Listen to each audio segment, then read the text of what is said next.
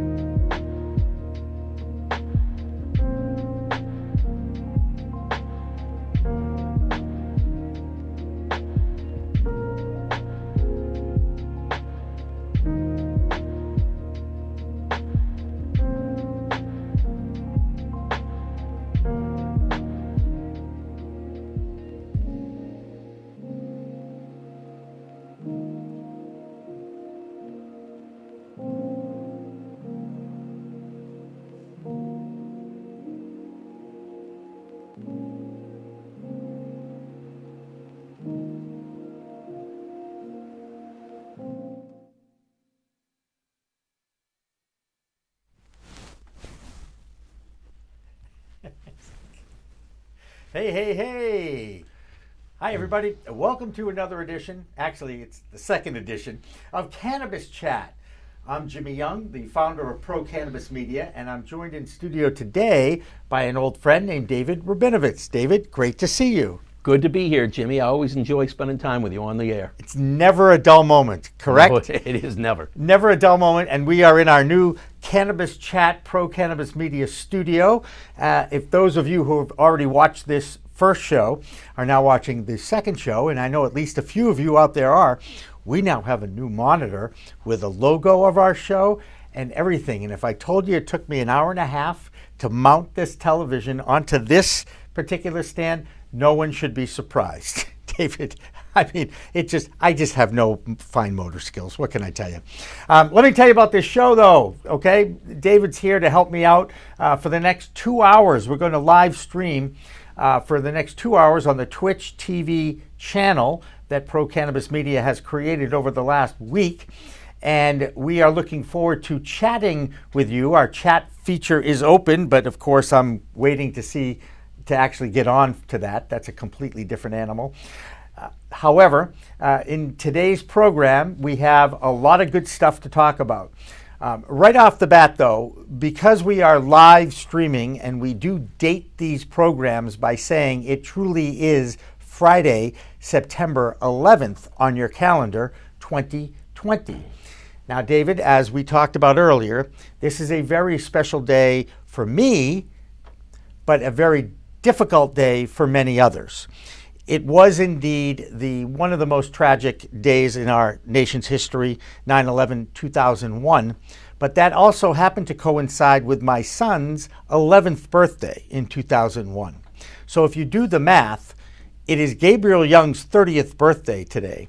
And I told him, I know I have a 30-year-old son. I know you're shocked to hear that. No, I'm just thinking that my eldest child is this very similar age. There you go. So here we are. Here we are, a couple of OGs, not original gangsters, old guys. Talking about weed on Pro Cannabis Media. But Gabriel Young, we wish you the happiest of birthdays. Enjoy those legal seafoods lobsters that Dad shared and got to you overnight, I might add.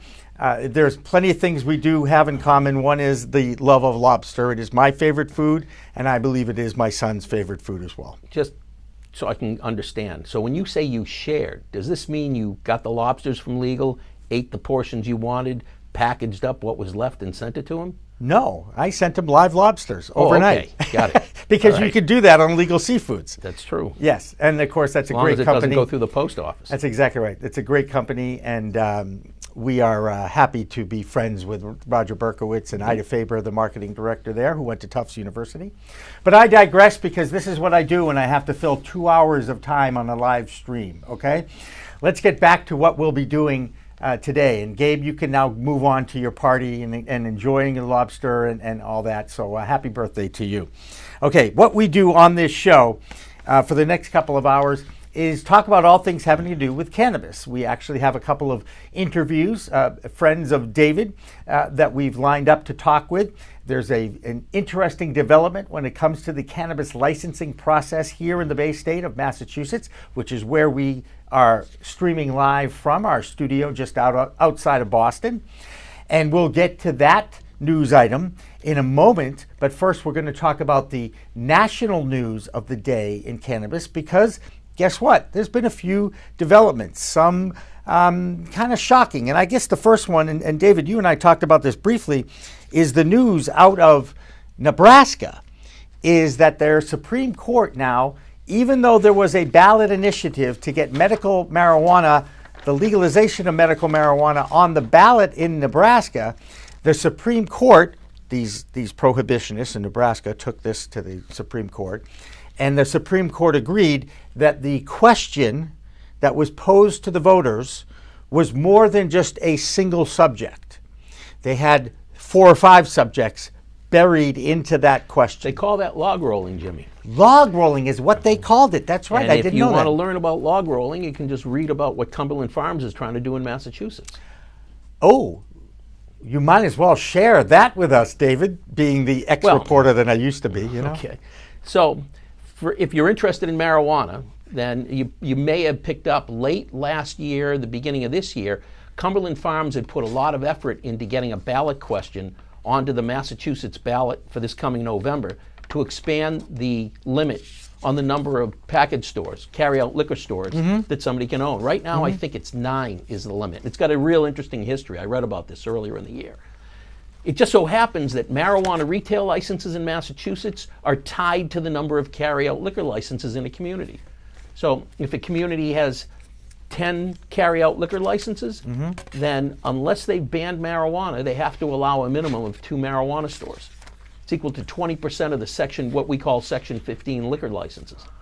And in that whole process, the Mass Package Store Association has sued, alleging, and they're represented by one of the former members of the Massachusetts Supreme Judicial Court. And one of the things they argued is, in fact, that what Cumberland Farms was doing with this ballot question was what they call log rolling. And they put a whole bunch of issues in under one question, hoping that it'll be voted on and everything gets in, when you're only supposed to have one issue. Right. What you're talking about in Nebraska. To keep it simple. I mean, and I understand. Keep it clear. Very clear and simple. And so the people that were running the Nebraska Medical Marijuana Initiative should be, reprimanded here for not getting a good attorney to write the question in the right way. Yeah, you never know, right? They may have looked at it and thought they'd written it in the right way. Well, there was I'm reading the single subject rule for ballot initiatives was violated, and it seems to me there were 8 subjects on that question, and that's what got screwed up. And I don't know, what's going to happen with this now, but I think that they'll try again. This is frustrating, though, David. How many people, the populace, 61% of Americans want to see cannabis legalized. That is the latest Pew Research report from the fall of 2019. Okay? And there are different ways to get this done in American democracy. One is to bug your legislators until they're sick of hearing about it and they finally actually act on it. Right. And actually do their jobs, as opposed to, figure out a way to stay elected, and which is another reason why I just don't like politicians. Or create a ballot question and get it on the ballot. This is how Massachusetts got it done. In states that allow a voter, not all states allow voter initiatives, right? Right. And then the third way is that something happens at the federal level, right? And right. Those are the 3 ways. Right. And the advocates that are out there are trying whichever way they can to move forward with this process. And they're trying. And it fascinates me, like a state like Vermont, where it is legal to possess cannabis. It is not legal to sell it in Vermont. And they are trying to figure out a way to turn it into a retail operation so they can tax it in Vermont. Right. So again, it seems to me that if and when we finally make changes at the federal level, it will certainly make it easier for states to enact their own laws and regulations, create their own cannabis commissions, and somehow or other move this process forward. Sure. I don't know, Jimmy, if you've got anybody from Pew Research who's following the show, but if you do, it would be great if instead of taking a survey about how many people want to see it legalized, if they change it around now and start to find out how many people are against it. Because I bet that 61% number you mentioned is probably on the low side. And it's on the low side because you may have 61% that are saying yes, and you have some percent that are saying no, and you got some percent that are just saying, I don't care one way or the other. Right. And they have there's a lot of NIMBYs out there. They'll say yes, but not in my backyard. I've run into many of that. But it could be, I think right now that we've passed the 50% mark. That's pretty clear. You look at all the legalization efforts around the country, whether it's medical, recreational, or just decriminalization. So you can't sell it like up in Vermont, but it's no longer illegal to have. Now you got to begin to look at how many people are really against it. Because the people who are neutral, then they're not going to care if it gets legalized. And so I don't think it's 61% necessarily are all that's for legalization. They should start to look at how many people are just opposed to it. Because if you got 61 for and you got another 20 that don't care, I gotcha. It's kind of time to get there. Absolutely. And speaking of time, I usually bring a digital clock from my office into the studio so I can keep an eye on the time. However, I left it up on the wall. So I'm really hoping that my pal Isabel, who is here to help us, can go into my office. And are we close to 420 already? Holy mackerel. Yes, please. Thank you. We're already close to 420. Now, David, you know the origin of 420, right? I've heard the story, but I'm really impressed with the way Dan told you what time it was. Well, it's, it's charades. I mean, what can I tell you? It's the universal symbol for it's time to get high, I guess, right? Yep.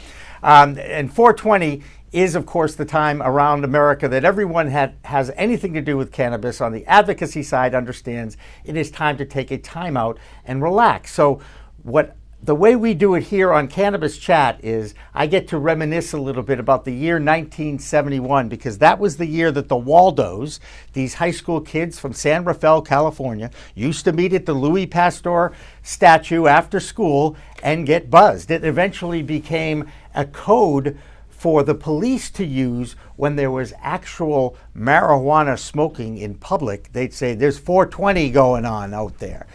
And sure enough, 420 caught on as a bit of a cult and a code. And now, of course, it is celebrated around the world.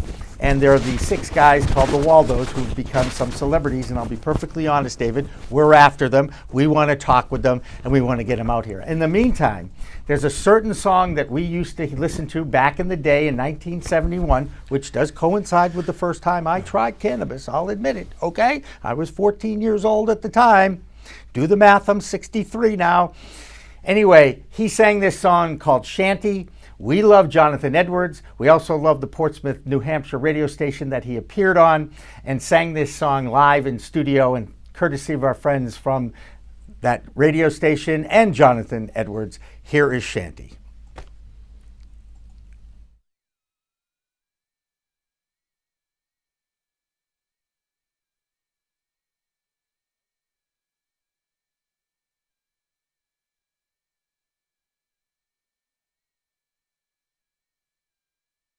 I'd forgotten.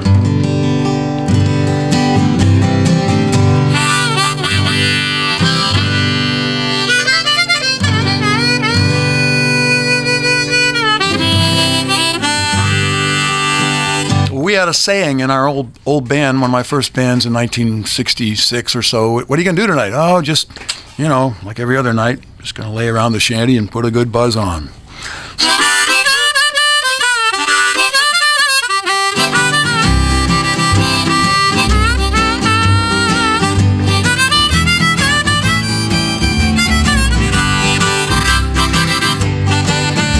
Gonna sit down in the kitchen, fix me something good to eat.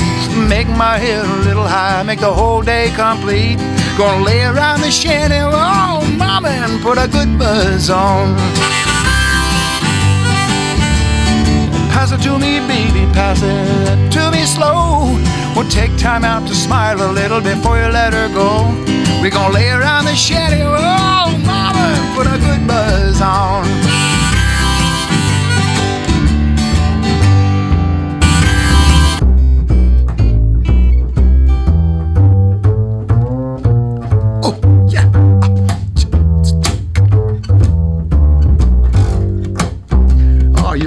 You're on something. Go ahead.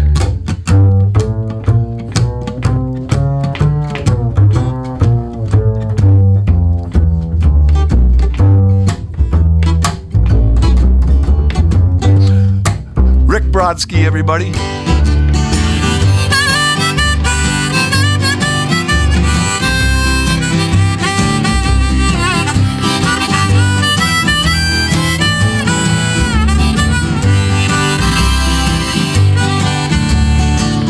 Nothing to do and there's always room for more. Fill it, light it, shut up and close that door, baby. We're gonna lay around the shanty, mama, and put a good buzz on. Take it, okay.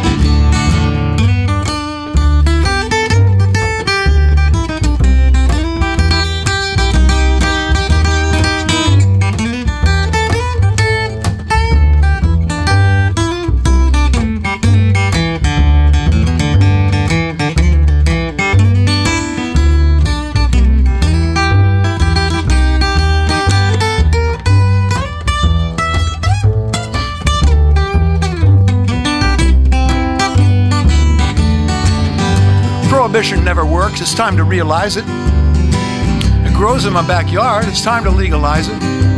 We're gonna lay around the shanty, mama, and put a good buzz on.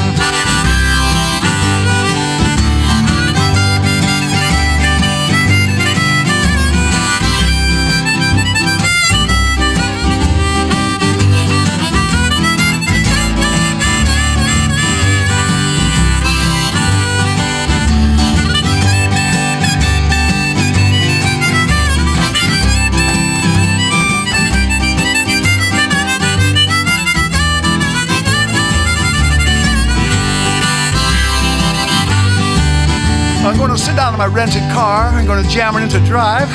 Gonna head on out and play at WSCA with Sean. I'm glad I'm alive. We're gonna lay around the shanty, mama, and put a good buzz on. Every night and day, we're gonna lay around the shanty, mama, and put a good buzz on.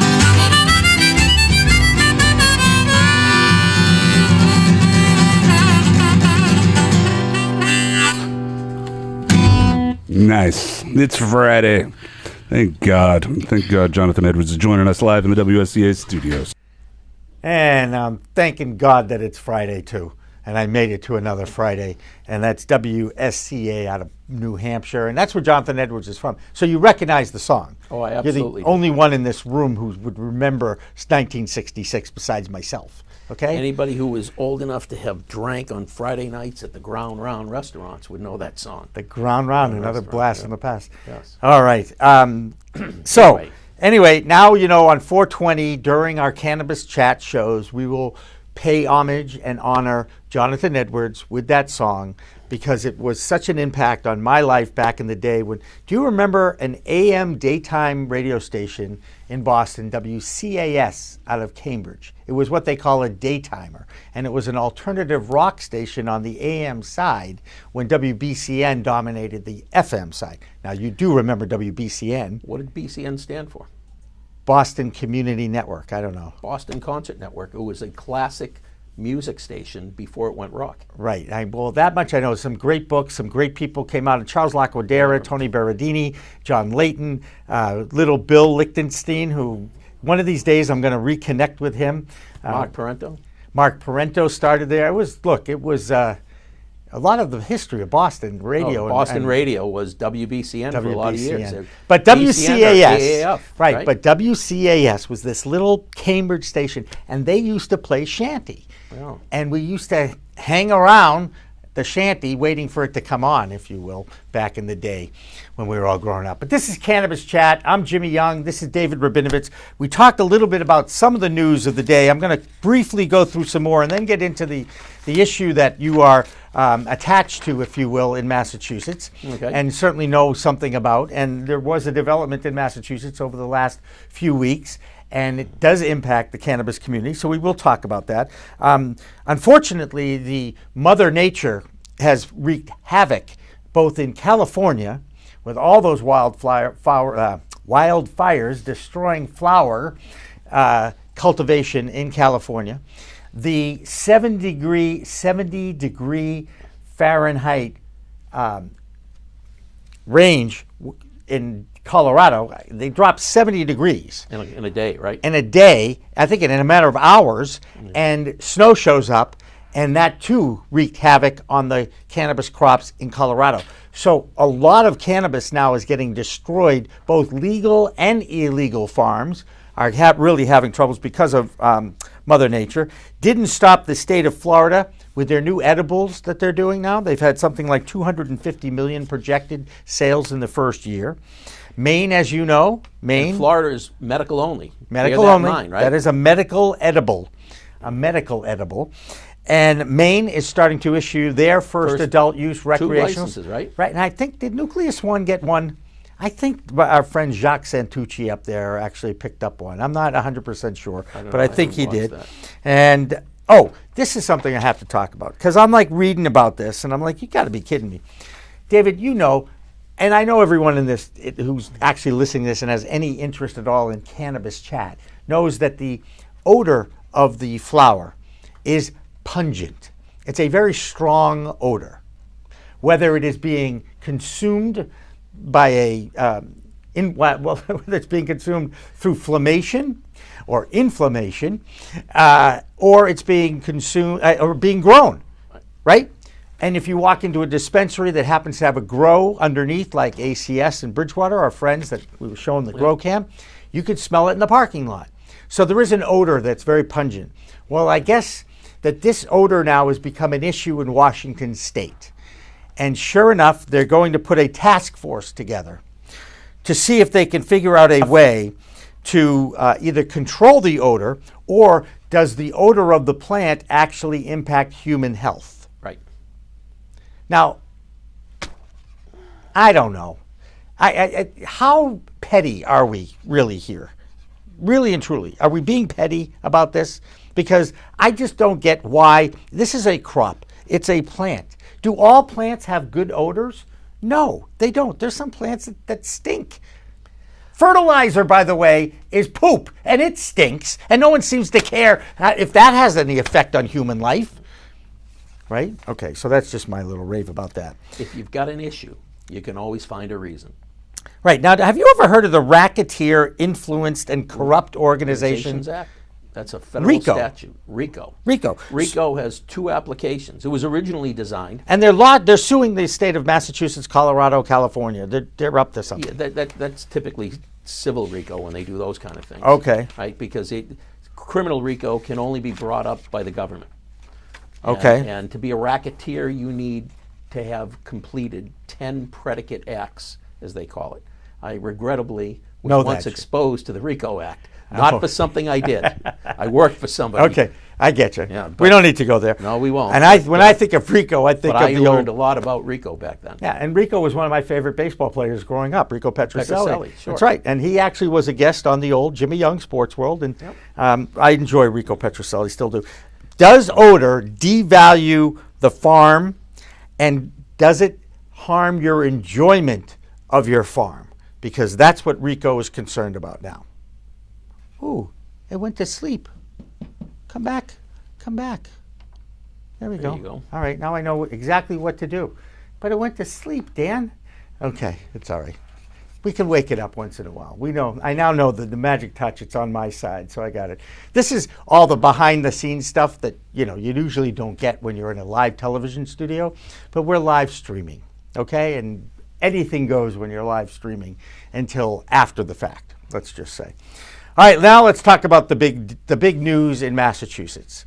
The Cannabis Control Commission finally, after being directed by the law that the voters put in place and made law, giving social equity and economic empowerment applicants an opportunity to get into the top front of the line for applications and licenses, and then reality hit and they ended up not being able to do that. Now, the Cannabis Commission is allowing those most impacted by the war on drugs an opportunity to own these delivery licenses. Yes. And I know you've been working with a lot of social equity applicants.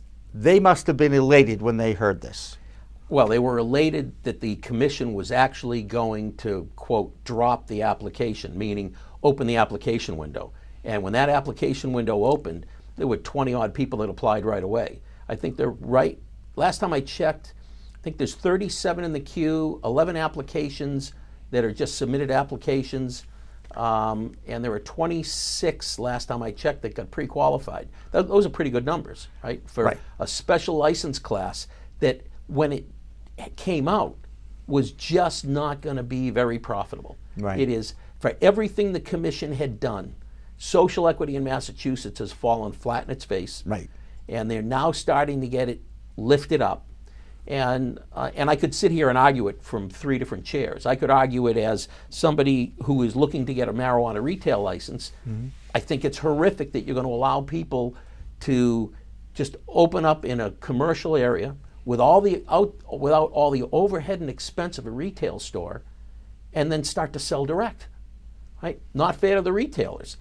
Now you go into the next slot, which is embedded in the law and embedded in the regulations, is the fact that the program, the overall industry, is supposed to help those impacted by the war on drugs. And they made 2 classifications, economic empowerment and social equity.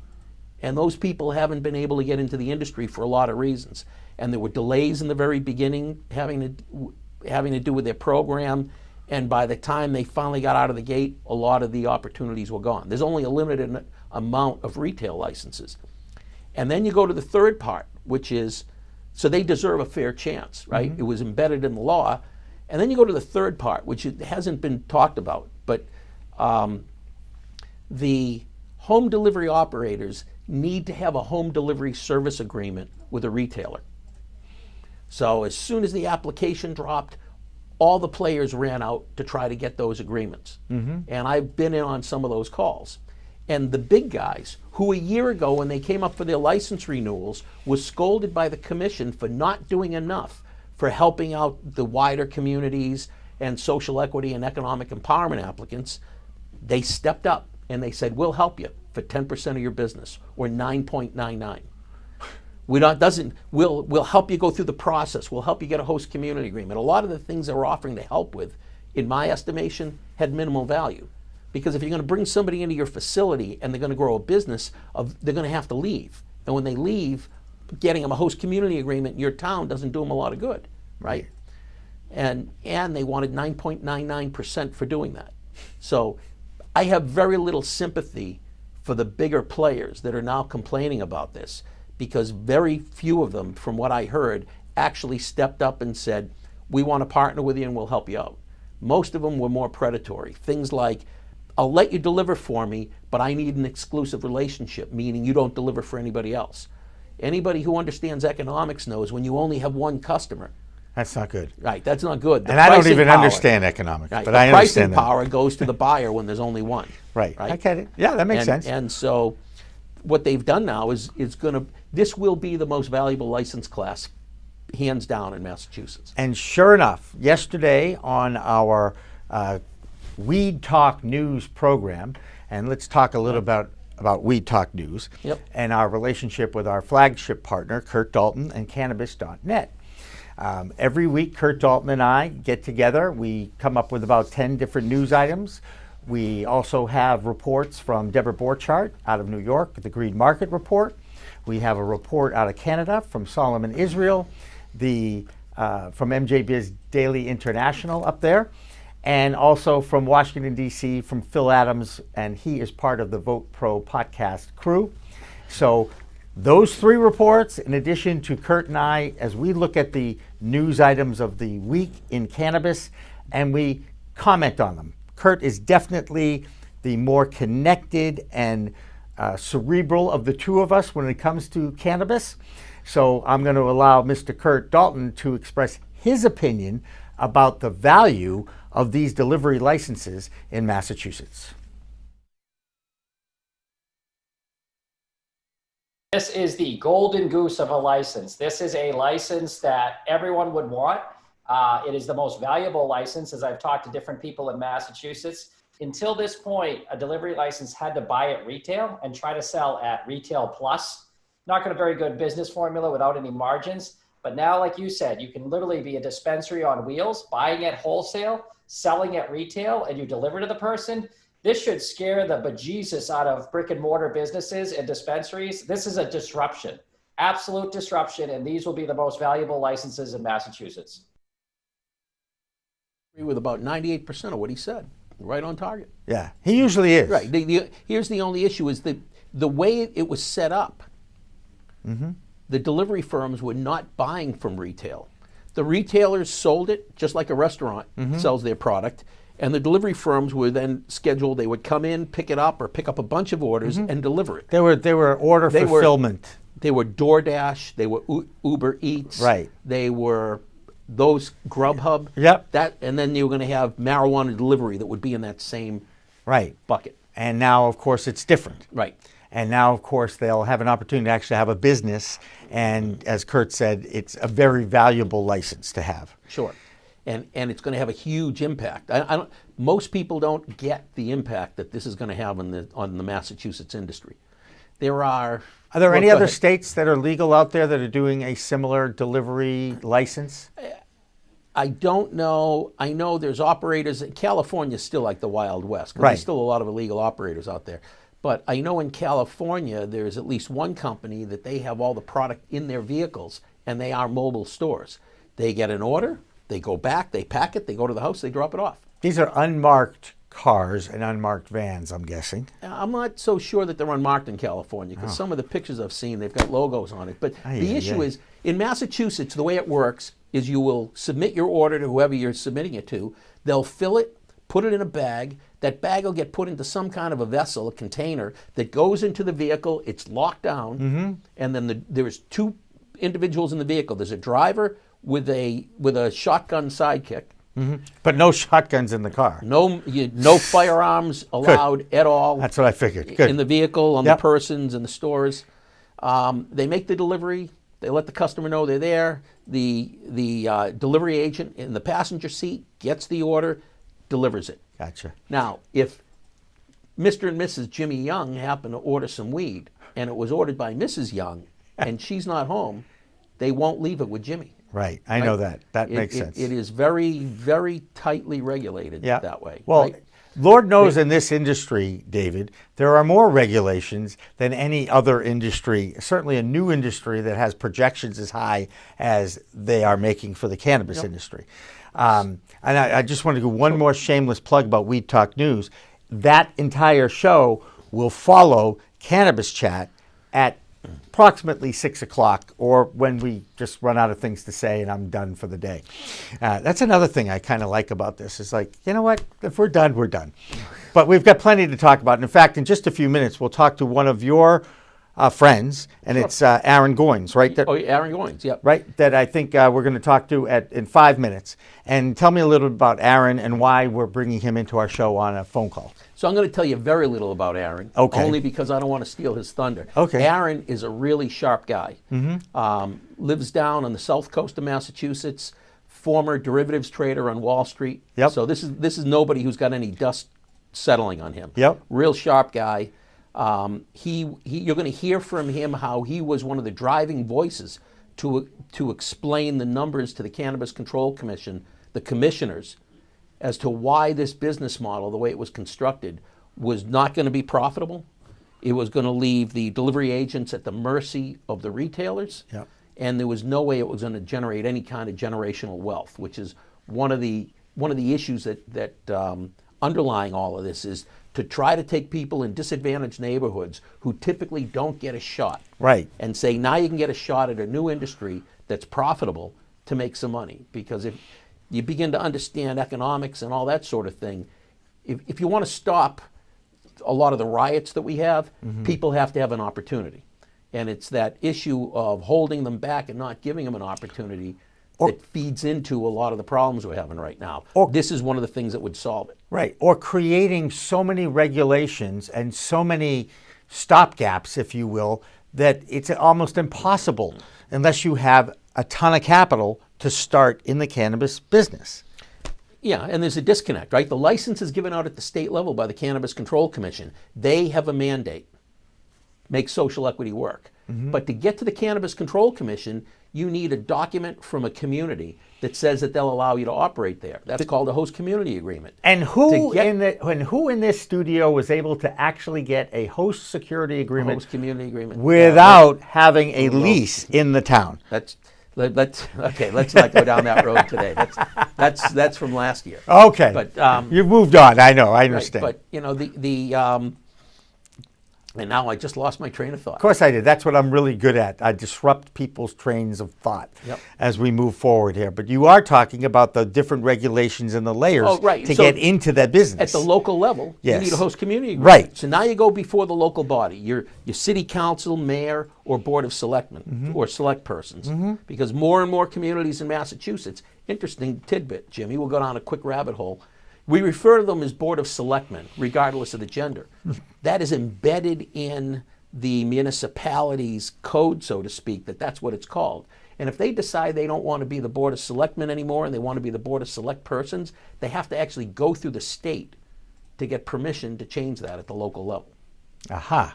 That's a things little that you learn when I hang out with you. Right? So the municipalities aren't as concerned about social equity. A few of them are, but most of them, all they're concerned about is money. So what they've done is lean back and said, if I'm going to give you a host community agreement to operate in our community, how much money are we going to get out of this? Or how much money am I going to put in my own pocket, Mr. Fall River Mayor?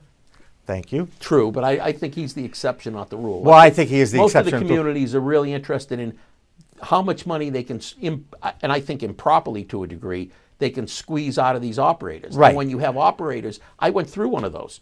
We're competing against a major multi-state operator, multinational, and they just said, we'll write out a check for $50,000 and prepay some of our fees. Right. That's It was almost like a public auction with a license. I Right. mean, that is, so you got the Cannabis Control Commission that's pushing social equity, and then you have the municipalities that are saying, what about the economic side of this? And then you have the big players that are saying, we'll guarantee you that we'll write you a check every year for $1 million. You know, And the question is, and maybe you should hold this because we're getting right up to time to talk to Aaron. Yep. But how challenging is it to get into this business? I mean, can you make money in the cannabis industry? And everybody thinks it's such a it's a $1 trillion ticket, business. Right. It's the golden ticket. It is not the golden ticket. But let's get Aaron on and talk about home delivery, Right. because I think these other things could take us on Please check the for number hours. and dial again. Yep. Right. And we're going to try again. I heard. Welcome to Verizon. Your- So Dan is going to get us. He's make going the to try to phone get call. Aaron on the phone with us. And we will. So, but anyway, that's one of the big disconnects. So Yeah. you have some municipalities that are concerned about it, but when it comes down to social equity or municipal revenue, this one wins out. Yeah. And, greed is a huge factor in our world. Greed is Hello? good. Yeah. Hello, Aaron. Hey, how you doing? Good. You're here with David Rabinovitz, as you know, since he's the one who gave me your phone number. Yes. And thank you for joining us on this Friday afternoon. Oh, absolutely. Can you tell us a little bit, Aaron, about your background first, and then let's get into how you got involved and got in front of the commission to kind of explain to them why the laws just weren't really fair.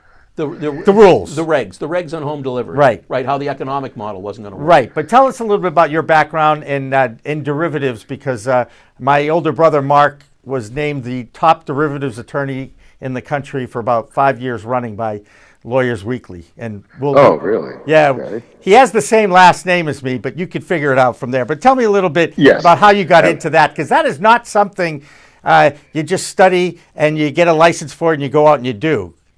Oh, no, not at all. Actually, when I graduated Northeastern, I went into equity research, where I was covering as an associate contract manufacturing, semiconductor, and ubiquitous systems, and covered those groups actually for about 3 years, and decided I really did not like research. Just stuck in the back all day, creating a bunch of Excel models, and it was just no interaction, no excitement. So I went to the absolutely opposite end of the spectrum, and I went and tried to explore the avenue of derivatives. And luckily, I ended up landing a position in the largest, one of the largest derivative houses on Wall Street. And they have a very extensive training program where it's geared around poker and game theory. And you have to go through that program for roughly 6 months. Which time they take they take the ones who were the leaders in the program, and those are the ones that they give a derivatives trading position to. So when I first started out, I was covering the easier side of derivatives, which is the equity side. I eventually settled into possibly the more complex side of it, which was volatility derivatives and volatility dispersion, things of that nature, where essentially you're studying the undercurrent of the actual tradable contracts, and you're studying the volatility patterns, and you're actually trading the volatility of that contract and not necessarily the absolute contract itself. So it's just Wall Street always makes things complicated. They always find another instrument of which to trade in, and that was just another complicated way of making money, and also alleviating or mitigating a lot of volatility risk that many clients were trying to avoid. So that was my time on Wall Street. But what really happened that once I got off of that, in 2013, my sister-in-law, who is one of a handful of pediatric vision therapy specialist in the country. She just called me up. I happened to be on the training floor at the time. She's like, listen, I want to start my own practice. And I'm like, okay, what are you calling me for? And she's like, well, I need money. And I'm like, oh, great, okay. Tell me a little bit about your business. She sent me over her numbers. I looked at the numbers. I sent over to a couple of private equity friends, and they're like, listen, this is a no-brainer. I never even heard of this space. So we eventually, that January 2013, started thinking about it, established Boston Real Estate, and by August 3rd, we actually built the largest vision therapy practice in the country. And immediately the gate ended up hitting our capacity and had to keep on hiring and expanding. And I think we expanded it to 2 locations before my wife and I decided to leave, which was about 2.5 years ago. We always knew that we wanted to get into the marijuana space, and we briefly looked into the medical aspect of it, since that was available earlier, but didn't really quite make much sense to us, considering that most likely recreation was going to come down the road, and in our opinion was going to render medical irrelevant. So we decided to wait, and once Massachusetts passed their recreational vote and it went approved, we said, listen, we're going to leave the company and we're going to explore another avenue. And so we started about 2 years ago, just exploring the recreational space, and it was complicated. I thought it was going to be a lot easier. It's really the town level that is possibly the most complicated part of it. Bouncing from town to town, trying to figure out if it hit their HCA cap limits in retail, and most of them did, even the ones who had a moratorium that wasn't set to expire in a month. You go into them and they'll say, hey, listen, 5 other large entities already proposed to us, and we're going to have to go with one of them. So that's when I realized at that point, this is going to be a more political game than I thought. So I said, listen, let's take a little breather. Let's really try to figure out this community within the state and really try to understand the subtle nuances. And once we understand that aspect and develop more relationships, I think we'll have more success. So what ended up happening was we ended up bouncing around from town to town, and a mutual Wall Street friend of mine ended up having a place in Wareham that they ended up getting a HCA on, a host community agreement. And at the same time, they also got another HCA on another location, and they couldn't use both. So he's like, hey, do you want this one? And we said, yeah, absolutely. So then we went in negotiations with the owner, and we got that property maybe in March, April, and now we are in the process of navigating the delivery market, because that was the primary license that we were interested in. But once we saw the regulations come out and that they were going to attach home delivery to retail, that's when me and my wife were like, okay, I don't even know about this model. So that's when we started digging into the numbers. My wife is an accountant, so we just built extensive spreadsheets, and we're just like, it just doesn't work. I don't care if you're charging a $40 delivery fee, which actually creates the law of diminishing returns, because how much can you charge on top of the high prices of an eighth and then 20% taxes, and then what? The customer is going to have an appetite for a $20 delivery fee? And we're like, that's not going to work. And then we were like, what about if it's a hybrid model? And what if we ask the dispensary if maybe, say, they give us 15% off the retail price and we charge a delivery fee? But when we looked at it that way, you're not making money either. The delivery fee only option, you were going to go bankrupt within 6 months. No ifs, ands, or buts about it. You would go absolutely bankrupt, because this is a startup, so there's going to be extensive capital expenditure up front. So you're really going to have to get ahead of your cash burn fairly quick in order to survive. So it didn't make sense for us to go into a model that had really no economic benefits or sustainable financial viability whatsoever. So we're like, you know what, listen, let's just go into cultivation. So we were just going to say, listen, we're going to go into cultivation, we'll be wholesalers. And at that point, I think we started to see some rumblings within the community where they were really pushing back, saying this model, I don't know if it works or whatever. And that at that point, we're like, you know what, I think we probably have a moral obligation, even if we're not going to go in delivery, because of the way the regulations are written, to at least speak to the commissioners and show them our models and how in any scenario it just doesn't work. So we set up meetings with each commissioner.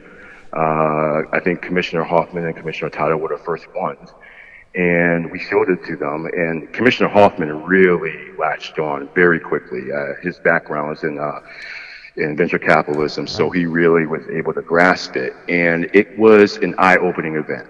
They were not aware of it. And to their defense, as a regulator, you tend to be at 1,000-foot view.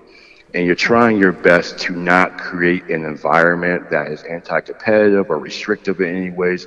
You're trying to appease a lot of different factions who all have their own agendas. So they created that model as a low-cost barrier of entry because that's what they believe social equity participants needed.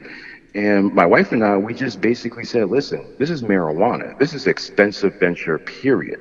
And I can appreciate the fact that you're trying to create a low cost barrier of entry. However, in the process, you remove the component that is needed in order to create a successful, viable license. And that is the ability to be able to purchase something at wholesale and then mark it up to a retail price and keep the spread. And it was at that point, that's when they started thinking about the wholesale model. And then once we spoke to Commissioner McBride and Commissioner Flanagan, then they were really convinced. They're like, okay, you know what? We're really going to have to do a totally different license. And from that point, we just keep on talking to them. Actually, we just spoke to Commissioner Flanagan this morning and keep fine-tuning it. They call us for advice, especially if there's any type of economic viewpoint on it. And one time they called us and they're like, listen, I don't understand. Okay, we do the wholesale model, but then what happens to the retail model? I said, okay, let's do a little bit economy game theory here. As we know, most SEs are already going out and trying to negotiate with a bunch of dispensaries, contracts in order to do home delivery. And in every case, the dispensaries are unwilling to give anywhere even above 15%. In some cases, I heard some dispensaries were going to say, you know what, we can give you a 20% discount off of retail, but that's it. In reality, you actually need probably at least 30% discount off of retail in order to be able to cover your expenses and to make a decent living, but no dispensary is willing to get to that point. And in a lot of cases, the anecdotal sort of message that you're getting from some of these SEs was that, hey, listen, a lot of times I go and I talk to some of these big dispensaries, and the first thing they say is, what do we need you for?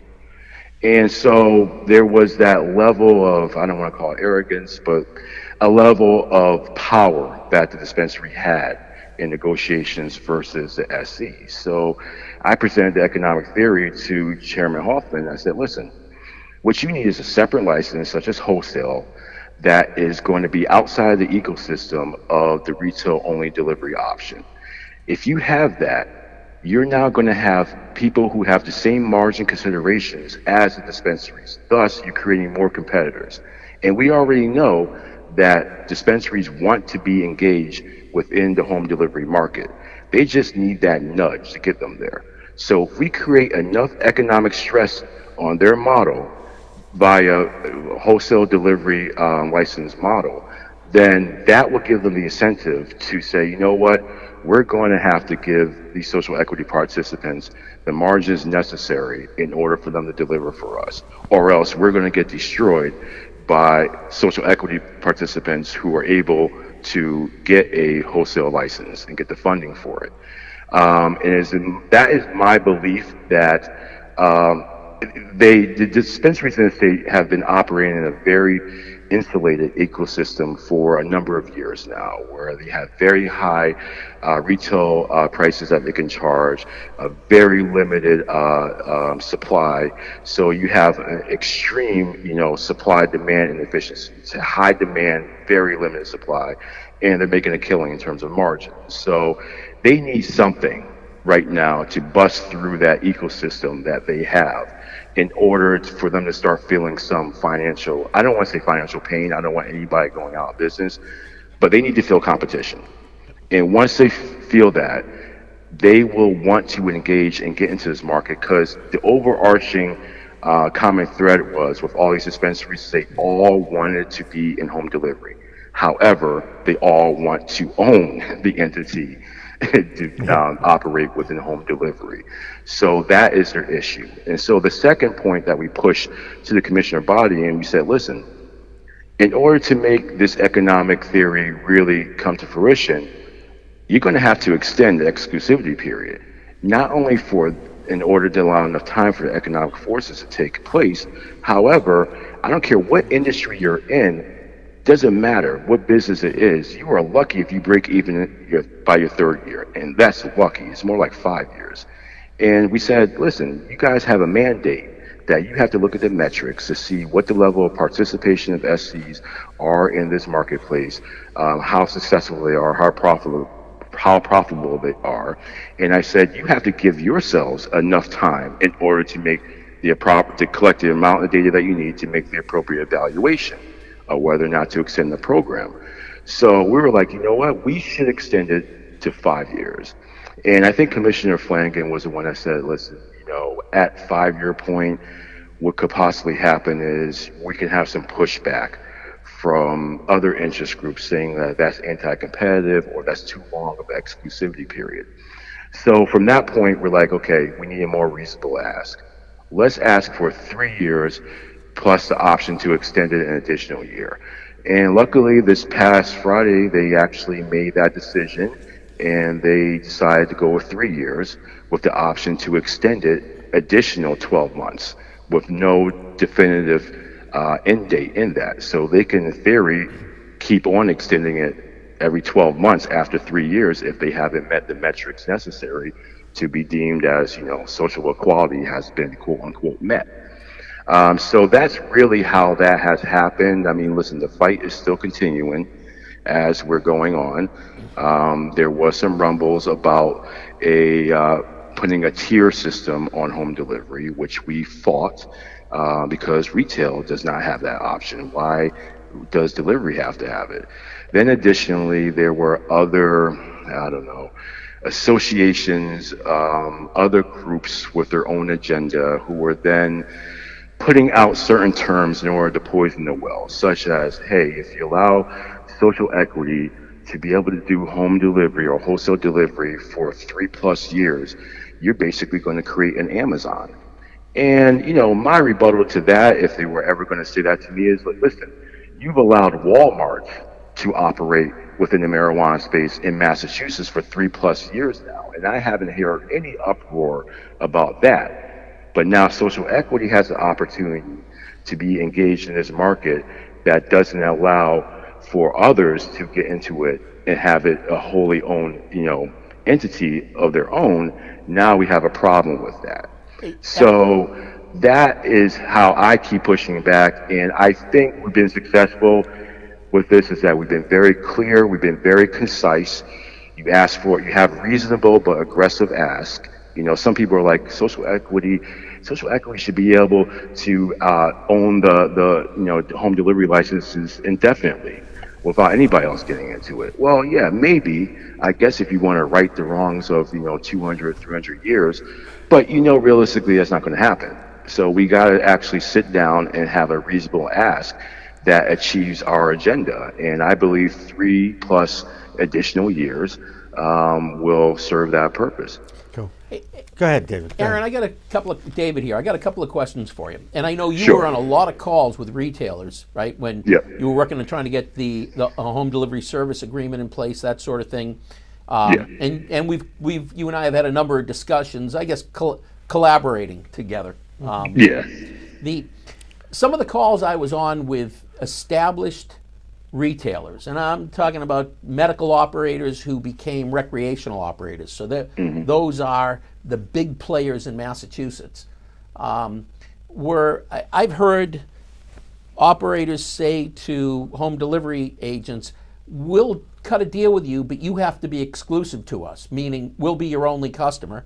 I've heard, we'll help you out, but we want 9.99% of your business, or, gee, we're going to help you you'll come in and co-locate with us, we'll help you get your host community agreement, and you'll write us a check, stroke us a check for $50,000. My view, all predatory.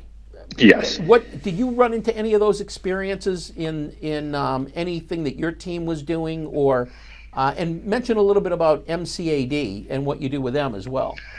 Yeah, sure. Well, we never firsthand had those experiences. Once we realized that that model was not viable, we just never pursued the negotiations. So most of what we were hearing was from other social equity telling us what was happening, and that was what pulled me and my wife's heartstrings. We're like, listen, we have an obligation here to try to do something, and even if it doesn't necessarily benefit us, we're going to have to try to do something. But you're exactly right. Those deals kept on coming out. But the one common thread with each and every one of those deals that you just said, David, is that they never put any money up. And that was always the key thread there that told me a lot about the intentions of many of these dispensaries. Hey, we'll help you with the HCA process and we'll let you co-locate. Okay, well, one of the biggest issues that most SEs had was the inability to actually get the necessary funds. At no point did any of these entities offer, you know what, we'll invest $500,000 for you, or $1 million. You know, what's fair is we should get 9.9%. Then you can work at something like that. But they wanted 9.9% of your business without actually contributing anything of monetary value that would actually be able to get these SEs in the position to launch a business. Right. So their intentions were totally invalid. Oh, absolutely. I agree with you on that. I think there are a lot of the entrenched players that are looking at this as an opportunity to be able to stand up in front of the Cannabis Control Commission and say, I can point to the social equity applicant that we helped get into the home delivery business. And we had numerous discussions with folks, and that's what they wanted out of it, right? And if you remember last year, you may remember this, Jimmy, I think it was around November, the first go-round of people come back to the commission for license renewals. And the commission looked at them and said, let's pull out your impact plans and go through them. And I remember on some of these meetings, what they concluded was these plans were written, they got their license, they got their host community agreement, and the plans were tossed aside. And now they come back saying, renew my license. And the commission says, great. What were the metrics that you developed? What were the things that you said you were going to do? Not that we told you to do. You told us here's what we're going to do and how to measure it, and you haven't even come back to us when you've at least measured it. And there hasn't been a lot. The entrenched industry has paid lip service to social equity. And Jimmy, as you know, I'm one of the trainers for the commission. So I talked to a lot of the social equity and economic empowerment folks. They were really getting the short end of the stick. So this kind of rights the ship. And I think for the most part, people are happy that the social equity applicants are actually getting a shot at getting into this business. Absolutely. Without having to come up with the millions of dollars that you need to just to get to the starting line. Now, but I got to ask Aaron this, and David, I got to tell you, now that I know your background, Aaron, and I hear you dropping in the words about metrics. And here I go. And now David, I'm off. Now I'm off the show. And no. David's the biggest numbers guy I know. Okay. Oh, I'm aware of that. Yes. Can you make money in this damn industry or not? I mean, how can you sit here? How can I read about MJ Biz Daily's projections for $1 trillion industry in 5 years? Okay, and then I hear these stories about the regulations and the layers, everything that is possible that these states are putting in place to retard the growth or even the start of the industry. I mean, Jimmy, take 1 million people that are in poverty, right? And they're earning $20,000 a year, right? And you take 20,000 times 1 million, and you say, look at what we have for GDP in this particular area. And people look at the numbers and go, wow, that's great. They don't peel it back to say, wait a minute, when you figure out on a per capita basis, a per person basis, it ain't so great. So the industry is growing like crazy. If you look at the marijuana industry in Massachusetts when it started in November 2018, the 2 stores that opened up were running at an $80 million annual rate. 80 million bucks. It came down real quick by the first week in January of 2019. I track that, right? Because I like you love numbers, I know. Because I think it really tells a story. So if you begin to look at the sales that are going on in Massachusetts, legal sales, you can pull that stuff down from the Cannabis Control Commission open data platform. Revenue is going up, and it's just straight up. And you look at that and you go, wow, I want a piece of that. What you don't realize is it's going up because there's so many stores that keep getting stacked on. And when you take that total number and you do some good math and you say, what's the average of each store? Right. It's going down fast, right? It's down. I just updated a report for somebody. It's down to like 17.6 million. Now that's the average. That's the average with like 50 odd stores open. We're going to have 400 stores open in Massachusetts.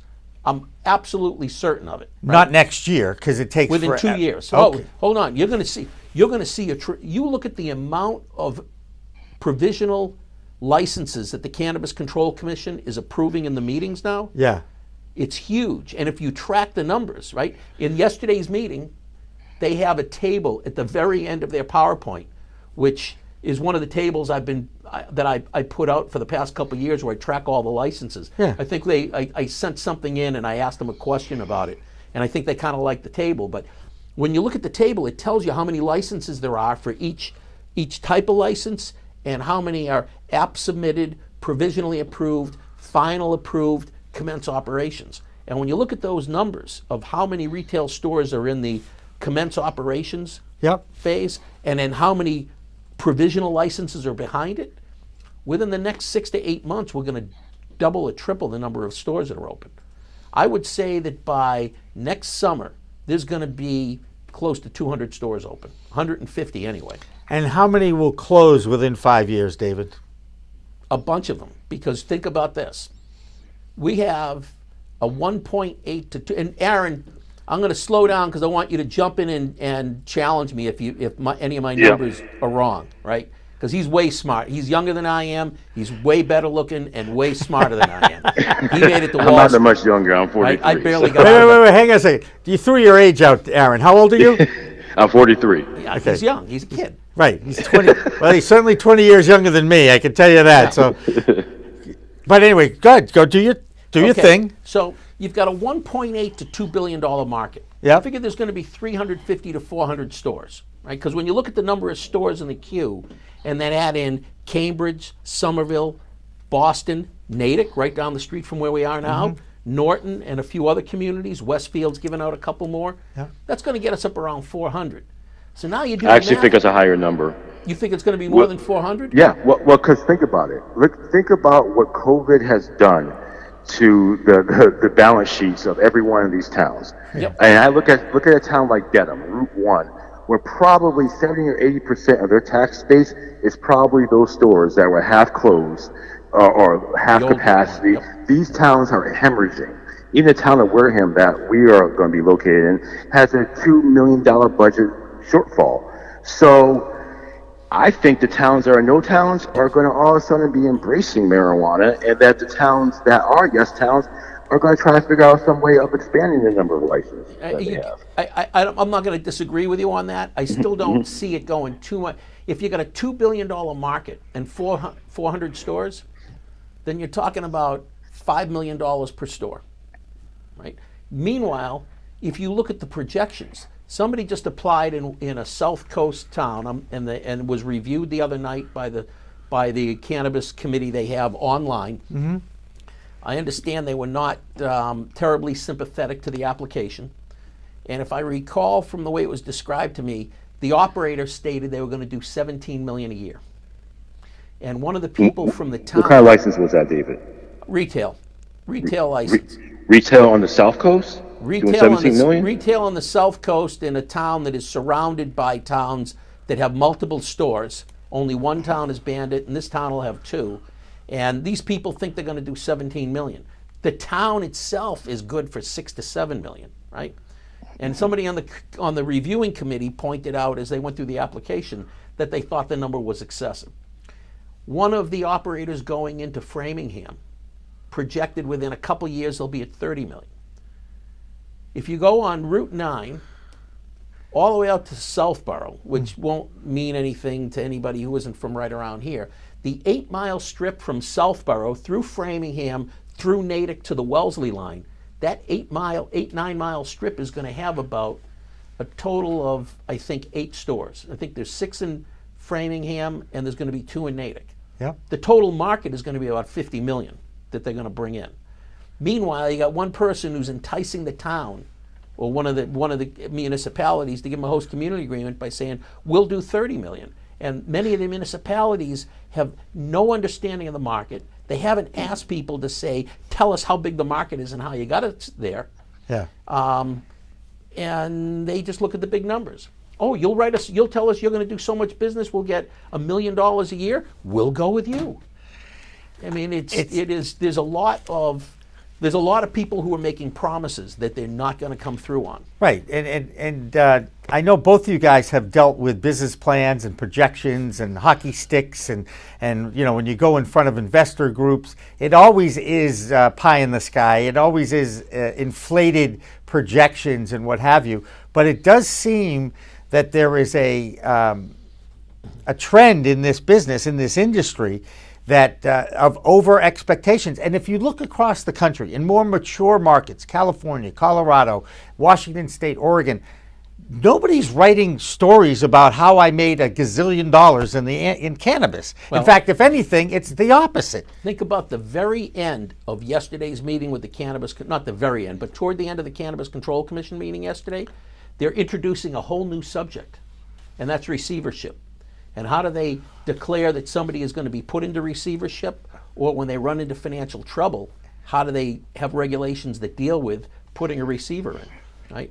Right. That's the next phase that we're going to come into. So when people are going to bid for those licenses once they go into receivership? Who knows what will happen? But Yeah. you need to begin to think about when we have failures. $2 billion market. Let's say at my number of 400 stores, that means the average store does $5 million. Right. Aaron's number may be higher than that. And if Aaron's number says that, let's say we were going to go to 500 stores, now you could be down to 4 million in a store. So when somebody comes in and says, I'm going to generate 17 million, think about the infrastructure and their costs. How the hell do you run a business when you only got 25% of your revenue? Look at how many restaurants are Right. closing, not just in the state, but nationally. Right. Oh, Permanently, guys. right? Oh, no. Well, here's my thought, though, and this is where David and I differ in some aspects of it.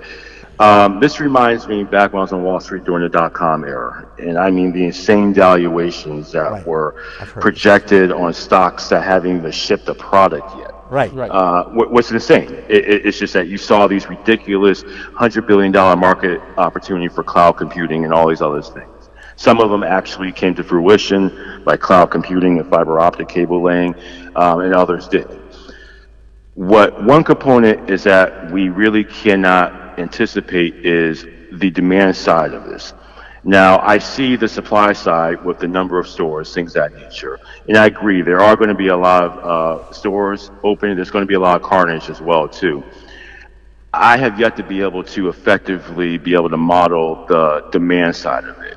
And we have to understand that this is a very early market in Massachusetts, unlike in California and some of the other states out in the West Coast.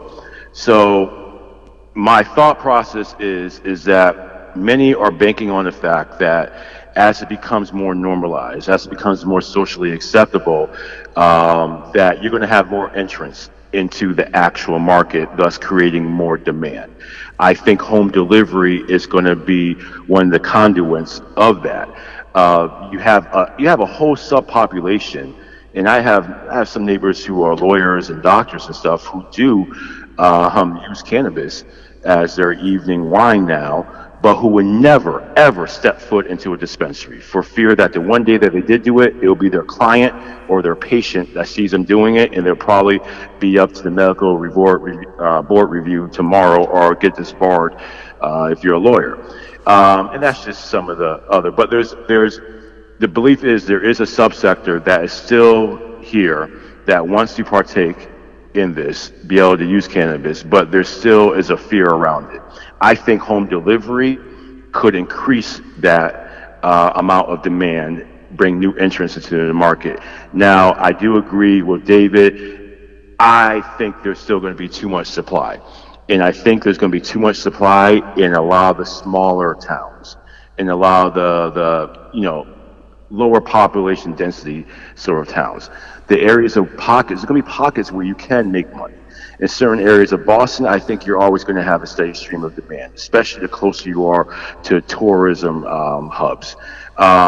Places like even Wareham, where it's one of two locations you have to go through in order to get to the Cape, where the population increases by 20%, not 20, but like 20 times every summer. Those particular pockets, I think you can be successful. Other areas, there's going to be some blood on the streets, exactly as David has said it. And here's the big difference. Right now, you still have a mentality within this community, especially in the social equity community, as if the market is where it was 3 or 5 years ago, where all I have to do is get a license, open up a building, and throw a bunch of marijuana in the middle of the floor, and people would just literally come in and just hand me cash. Those were the easy days. Now you better know how to operate a business. You better have some sort of business acumen and hopefully past business experience, because you're going to have to adapt. There's going to be a lot of change. And if you don't have that experience, then you're going to be one of the peoples on the street bloody, is my opinion. And I think that is where the industry is, you're going to see the carnage. It's going to be first with the ones who came in this with the false expectation that was easy money. And then it's going to work its way up to the ladder, where eventually maybe you'll get to the ones who actually know what they're doing, know how to operate, have past business experience, been through rough times, and know how to navigate that. Those will be the last people. Those will probably be the ones that are successful and still can stay in this. But the ones who have a false expectation or no business experience, or what I see a lot of is underfunded.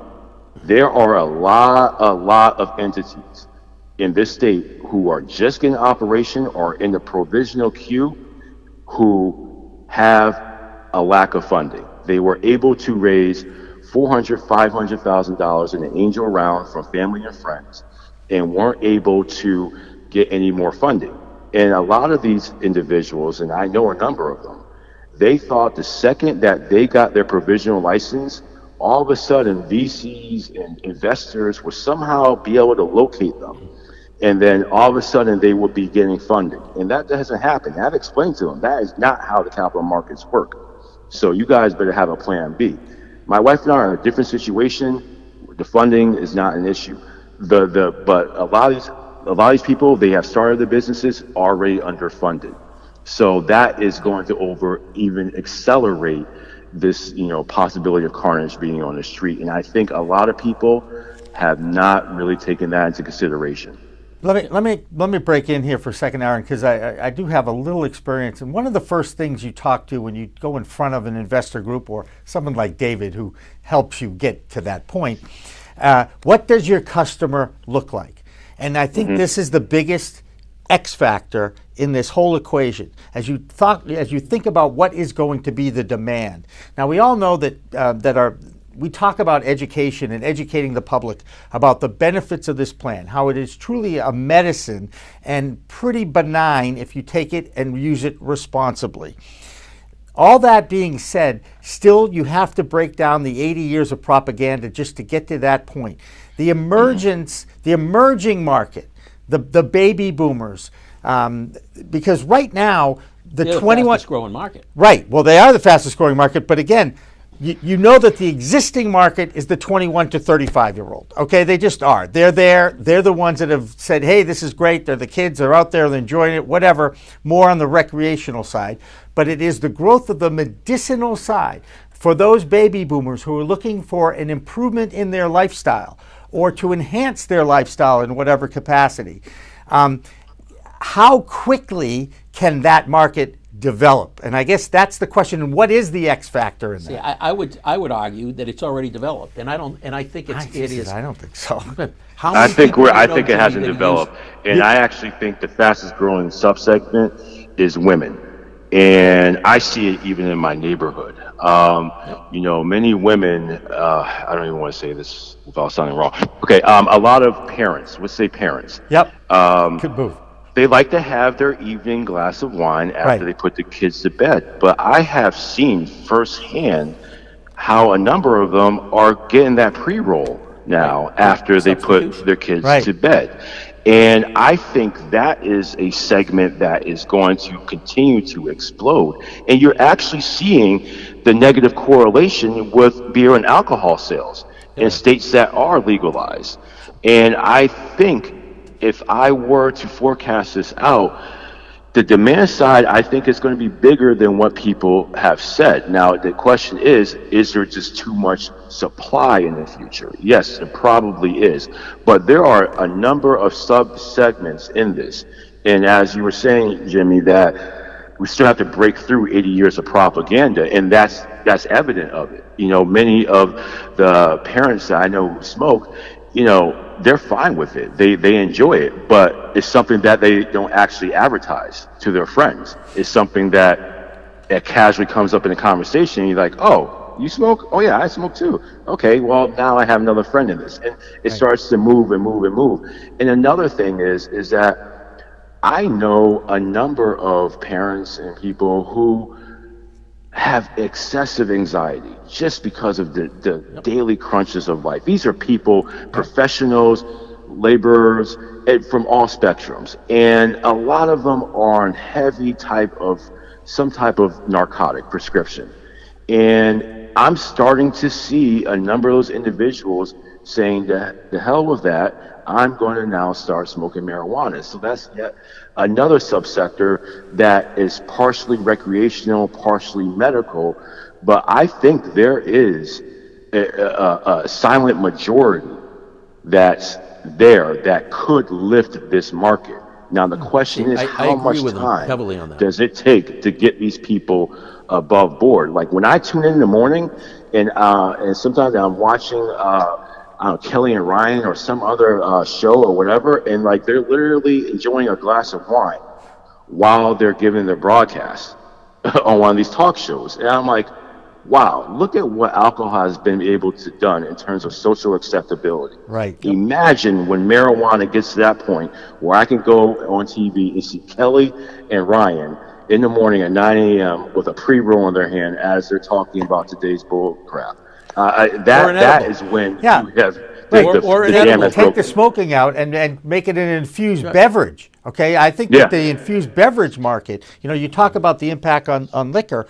You know, they're trying to get those the THC infused into beverages, and of course, then you've got the federal government, the FDA, and the DAA pointing fingers at each other, saying Treasury Department, and who's going to get a piece of this and who's going to get a piece of that. I mean, I think it's an amazing thing that we're sitting here in 2020 talking about these issues now. I can still, you know, I'm old enough to remember all those 60s and 70s stories, but I really don't know what the future is going to be like in this country in 10 years, because there's going to be, you're going to get Cannabis 2.0, you're going to get Cannabis 3.0, and I think by the time you get to 5 or 6.0... I don't think there will be a 5 or 6. I think 2.0 happens when the feds, when it's no longer illegal at the federal level. So they decriminalize it. They decriminalize or legalize it. Let's not get into the differences, but those take it off the Controlled Substances Act. Now, as soon as that happens, here's my prediction. And Aaron, again, you jump in on this one. Yeah. You're going to see players like Walmart, Target, CVS, Walgreens, Rite Aid, well, maybe not Rite Aid, but major players like that are going to gear up the lobbyists. And the lobbyists are going to come in and they're going to say to the legislators in Massachusetts, we need to change the laws. You have to have more than 3 licenses. Right? Look what's going on right now at Cumberland Farms and the liquor licenses, and there you can have 9. Right? That's an entrenched industry. Here you can be totally vertically integrated, but you can only have 3 of each license. Not a big deal until you get to retail. When the lobbyists come in and start to push, we need to be able to have more licenses to make this whole thing work. And money talks. Yeah. And when you think about who the big players are in the marijuana market today, they're like gnats on an elephant's butt compared to the really big companies. Here's the one component that you're missing, and this is the venture capitalist approach, and many people I've spoken to Wall Street about, and nobody in the industry is thinking about this. The second it becomes federally legal, baking laws now get laxed. And now, all of a sudden, 280E goes away. And I can take normal business deductions like any other business. Right. Profitability profitability for each and every marijuana entity in this country will go through the roof. Temporarily. Everybody will make a living fortune. And what will happen is, what we always know is, it's always cheaper to buy than to build something organically. You will see the largest M&A activity in world history happen when this goes federally legal. Interesting. That's an interesting 2.0. Yep. Cannabis 2.0 happens when there's no longer a federal hurdle to get over. I think people might call that 3.0, but that's okay. It's just 2.0 or numbers. 3.0, whatever you want to call it. But that is going to be, that's going to be when when the real elephants come herd. They're just going to come like a stampede. Absolutely. They're going to change the industry. I mean, if there is somebody who has a marijuana license in any state and you're a local operator, you want to be thinking about, how do I position my company so when that happens and the big guys come in and they got to buy everything in sight, that you can sell out to them for a nice fat buck? Yeah. Well, that's the thing. We're positioned. Well, it's just where I've come from, and even some of the people that were hired, like our CFO, he owns his own hedge fund, and he's tired of doing it, so he's agreed to leave and be our CFO. But we thought about this. I mean, you should have an exit. And the thing is, I've always told social equity that when you're presenting to an investor, first of all, you're interviewing them just like they're interviewing you. But you need to present to them your exit strategy. You always have to have an exit strategy. We have an exit strategy, and we will hit that exit strategy.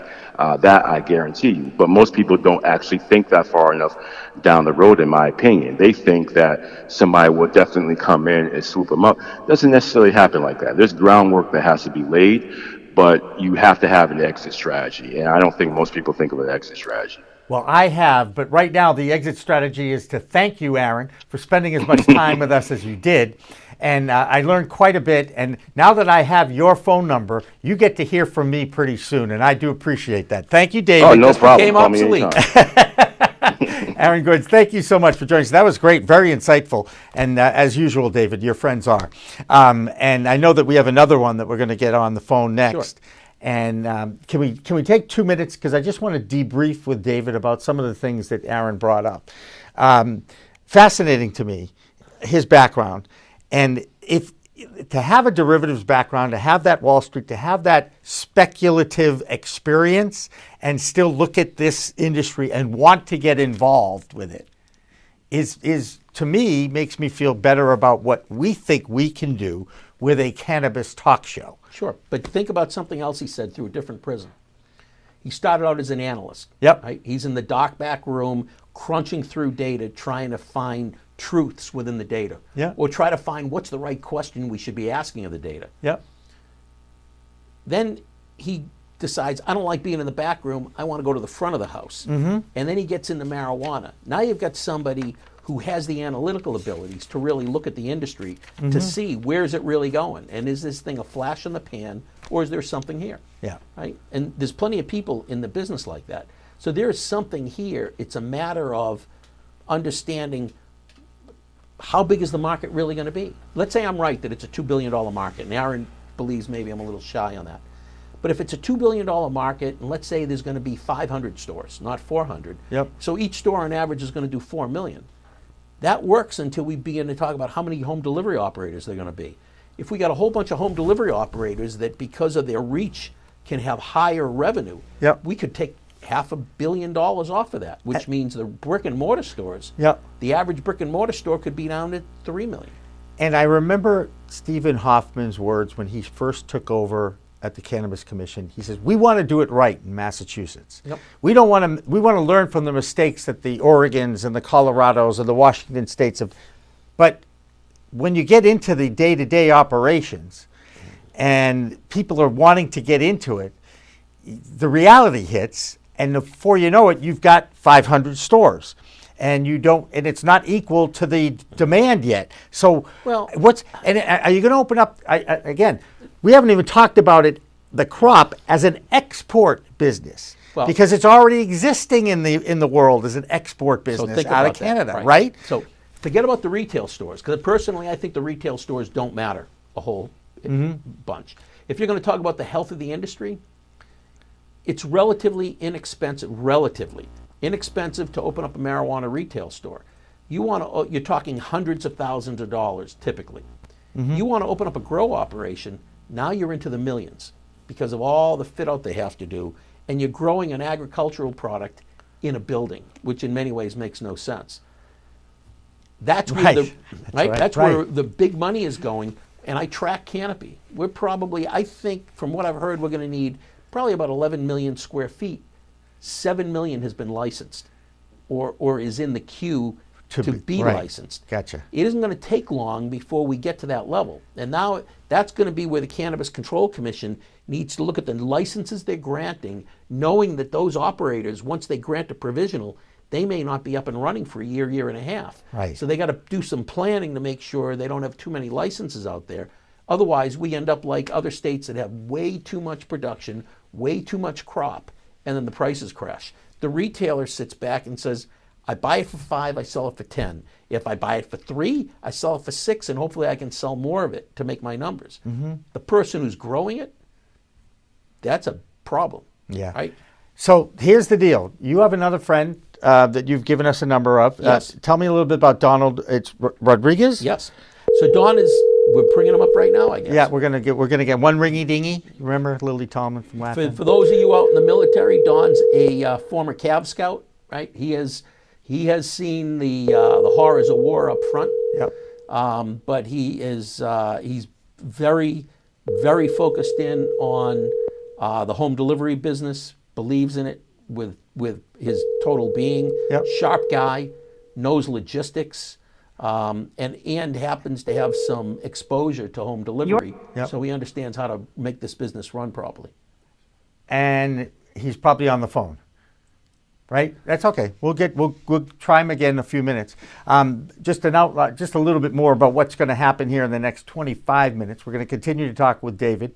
Hopefully we get Donald, we connect with him. But if we don't, again, coming up at 6 o'clock in 20 minutes or so, we will have this week's release of Weed Talk News with Kurt Dalton from Cannabis.net and myself and our contributors, where we look at the different news of the week in the cannabis space. And David, this is an opportunity for me to go back and say the fact that you did not see the story about the promotional event in Tel Aviv, Israel, where a group put a drone up into the air with 2-gram bags and dropped it into a busy square, Rabin Square in Tel Aviv, and the commotion that it caused. Oh, I'm sure. But it was such a brilliant promotion because that got picked up all over the world. Okay? I mean, they got fined, they got released the next day, whatever, a couple hours later. But I mean, think about the marketing brilliance behind that. Okay? And by the way, it is a medical marijuana program does exist in Israel. Israel has led the world in research on this. And look, here it is. That was it. We had it for a second, but you're going to see it. One of their scientists, if I saw the name, I could pronounce it. But and Hillary did a great job with it. But here is the drone up in the air, courtesy from our friends in Turkish television, no less. Not that I think I'll ever hear back from them, but that's them. And here are the little packets. Each one of these packets had about 2 grams of bud in it. And the fun thing is you listen to the farm agent speaking Hebrew in the background.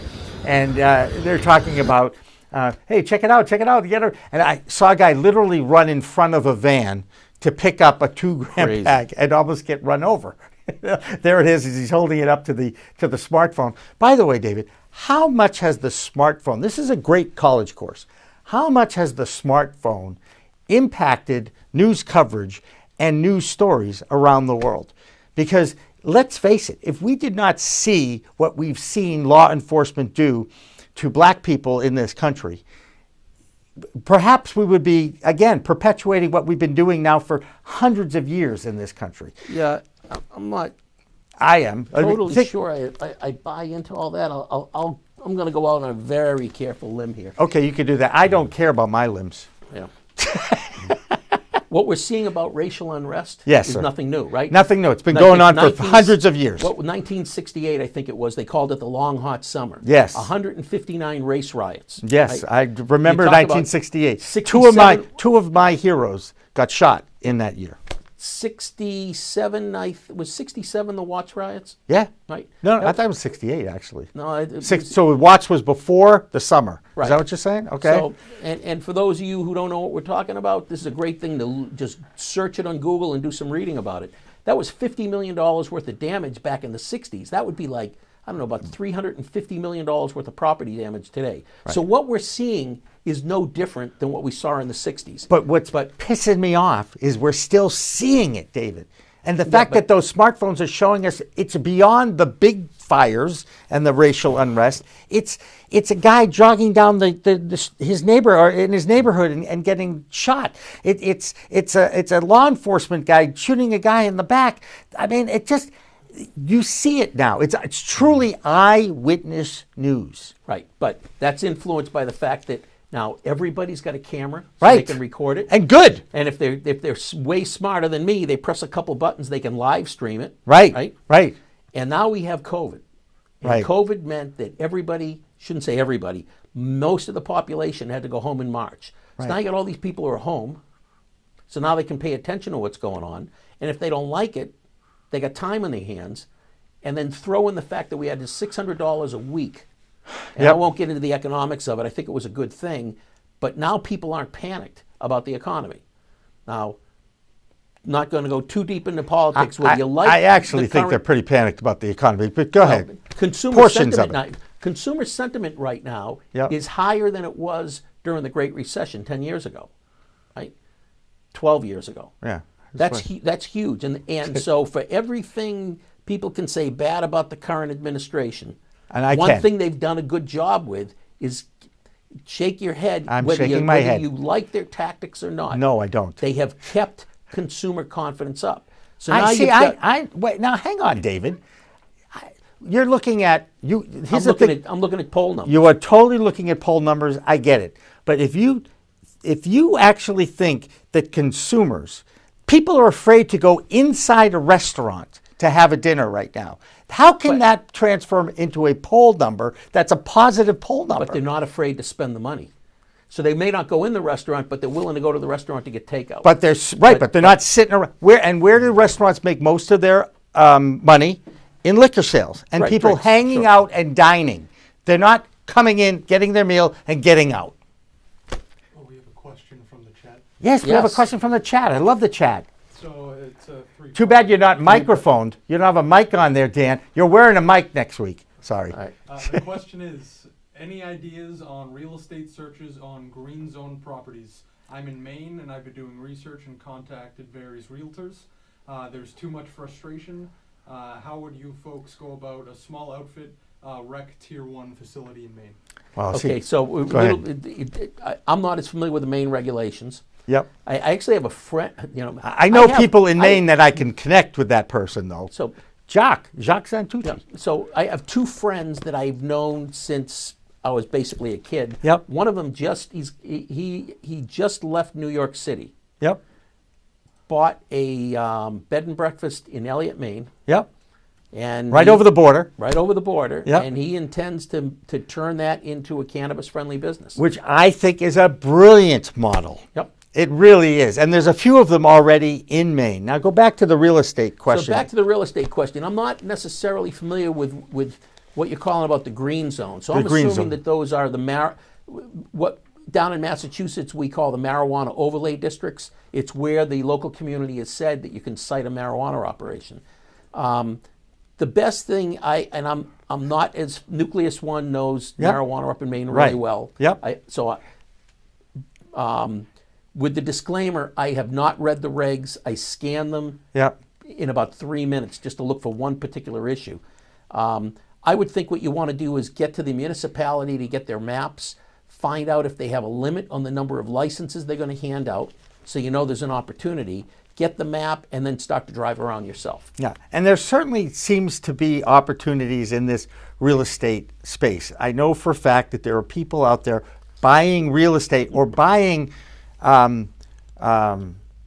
taking over mortgages from people and offering them to the cannabis space.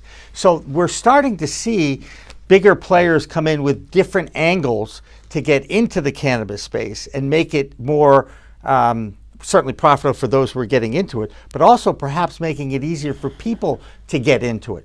And by the way, why is Maine such a fertile ground for cannabis, considering the short season? Because I lived in Maine for 11 years, and we know it's the way buds should be, according to Uncle Pete. They grow blueberries up there, right? Right, but it is the water in Maine. It is the well water in Maine that has been a secret ingredient to many grows up there. Really? I can actually attest to some personal experiences. I did live in Maine for 11 years. My son Gabe, 30 years ago, was actually born on this day at 3:44 in the morning, I might add, which is like probably one of the most inconvenient times to have a child. I just want to say. Yeah, I bet it was really convenient for you. I was there. Okay, trust me, I was there. Cut the cord. Okay. That being said, it was a great day. You know what? What a challenge, by the way. Not only did I have to run his 11th birthday party on 2001 9/11, which is when the planes went into the towers and into the Pentagon and the field, but having a birthday that is 9/11, and you want to celebrate your birthday on a day where most people are very somber, and it's not an easy thing to do. Now, I know he's surrounded by family and friends, actually, this weekend, which is great. And lobsters. And lobsters. Well, yeah, absolutely. How can you have a birthday without lobsters? And by the way, that is the picture I posted on Facebook of my son and myself eating lobster, which, of course, if we could dial it up, we have that opportunity, but I'm not going to do that because Dan is working to try and figure out if we can get a hold of your friend Donald or not. Yep. But this is what we're going to be doing over the next few weeks. I'm going to try and fill 2 hours of talk on cannabis Mondays, Wednesdays, and Fridays from 4 p.m. to 6 p.m. from this studio on twitch.tv/ProCannabisMedia. And we are pushing this out onto our social media pages as well. We certainly would like you to subscribe and share. We have a ton of content that we are repurposing now. In fact, you're going to see David Rabinovitz on some of that content because he was a regular on our Weed Talk Live series with Kurt Dalton out of our Quincy. Yep. In fact, did you not come in on the March 13th show? Were you not? Didn't you sub March of this year? It was the last show we did there because of COVID. And it was the show that Hillary King was sick in bed and called in. Yes. So I'm pretty sure you were there. Oh, yeah. So did you know that's the only show that has ever been taken down by YouTube that we have produced? Really? Yeah. Why? Because they felt the community guidelines were being violated, because I know we were, at the beginning of this, we were talking about, hey, maybe cannabis can be a cure, can be, we were speculating. Yep. We were talking, okay? YouTube really cracked down. I know YouTube did. Any type of misinformation, but even if that's something that can be considered. And it was 4 months after the fact, I might add it. It wasn't like they took it down the next week, David. You know what I'm saying? Yep. And I know it wasn't anything you said. I'm sure it was something that Kurt and I said, just because that's who we are. And we are talk show hosts. Okay, yes, I was a journalist once. I was a sports guy once, okay? That was a long time ago, 25 years ago, maybe 2009 wasn't 25 years ago, right? I mean, that was my last appearance on Boston television. But anyway, not that you're keeping score at home. But if you happen to tune into the first show we did, I did show the highlight of my broadcast career, which was when Bobby Orr threw me in the Charles River. And it's one of my favorite stories because I was on every channel in Boston. Now, of course, I had to get thrown in the Charles River to do it, but it also showcased the fact that I was put in a racing shell with 4 other Olympians. Actually, it's 3 other Olympians. There was only 4 in my boat. And all I had to do was do exactly what the guy in front of me did, right? He jumped into? No, he did not. But I just did this. I just did this for about, 20 seconds, 30 seconds. And we won, and I ended up going in. And look, it was the Yankers versus Bankers promotion that Bay Banks did for the head of the Charles. I remember that. Remember Bay Banks? And Bobby Orr was their They're spokesperson. the spokesperson. And we know that, and I even talked about this on the first show, that Bobby Orr, still in my estimation, is the greatest hockey player of all time because he controlled the game from the defensive position, played about 40 minutes a game, and was faster than anybody on the ice. Yep. So that's why, and he's a better person. He's a greater person than he was a hockey player, and he was the best hockey player I've ever saw. Because he is, when he walks into a room and people see him, I mean, grown men cry. Let's go back to Dan and see, do we have anything else in the chat, Dan? Nothing. Nothing right now. Nothing on chat. And you know what? We're gonna talk a little bit more about 9/11 here, and then we're gonna go to the We Talk News. Everybody remembers where they were. Sure. Where were you, and what was the experience? I was in a hotel room in Chicago. I was at a trade show, graphic arts printing trade show. Yeah. And I remember I was getting dressed. I had not yet gotten my pants on, but I had my shirt and tie on. Okay. And I just sat there at the end of the bed. Hang on a second. You put your shirt and tie on before you put your pants on? Yeah. Really? Tuck it in. There you go. There's a man who knows style. I put my pants on first, and then I put my shirt on. You're doing it backwards. Twice again. You're pulling your pants down again, right? Well, I'm not afraid of pulling my pants down. All right. It's efficiency. Right. It's All right, fair enough. It's a guy. All right, so keep going. I'm sorry. And it's a somber moment. I shouldn't be remember making. calling my then wife because I was very concerned that if this thing was as coordinated as it looked, Yes.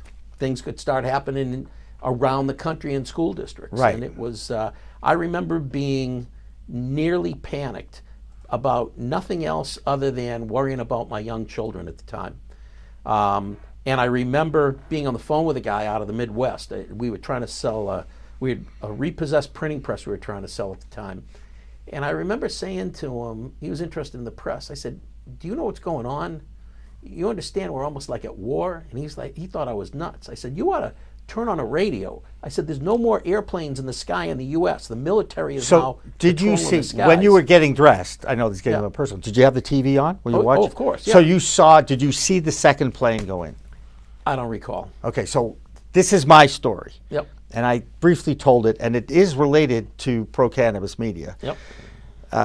Our Vice President of Business Development, Karen Solomon, out of Santa Barbara, California, okay? She was working at NECN with myself, New England Cable News, at the time.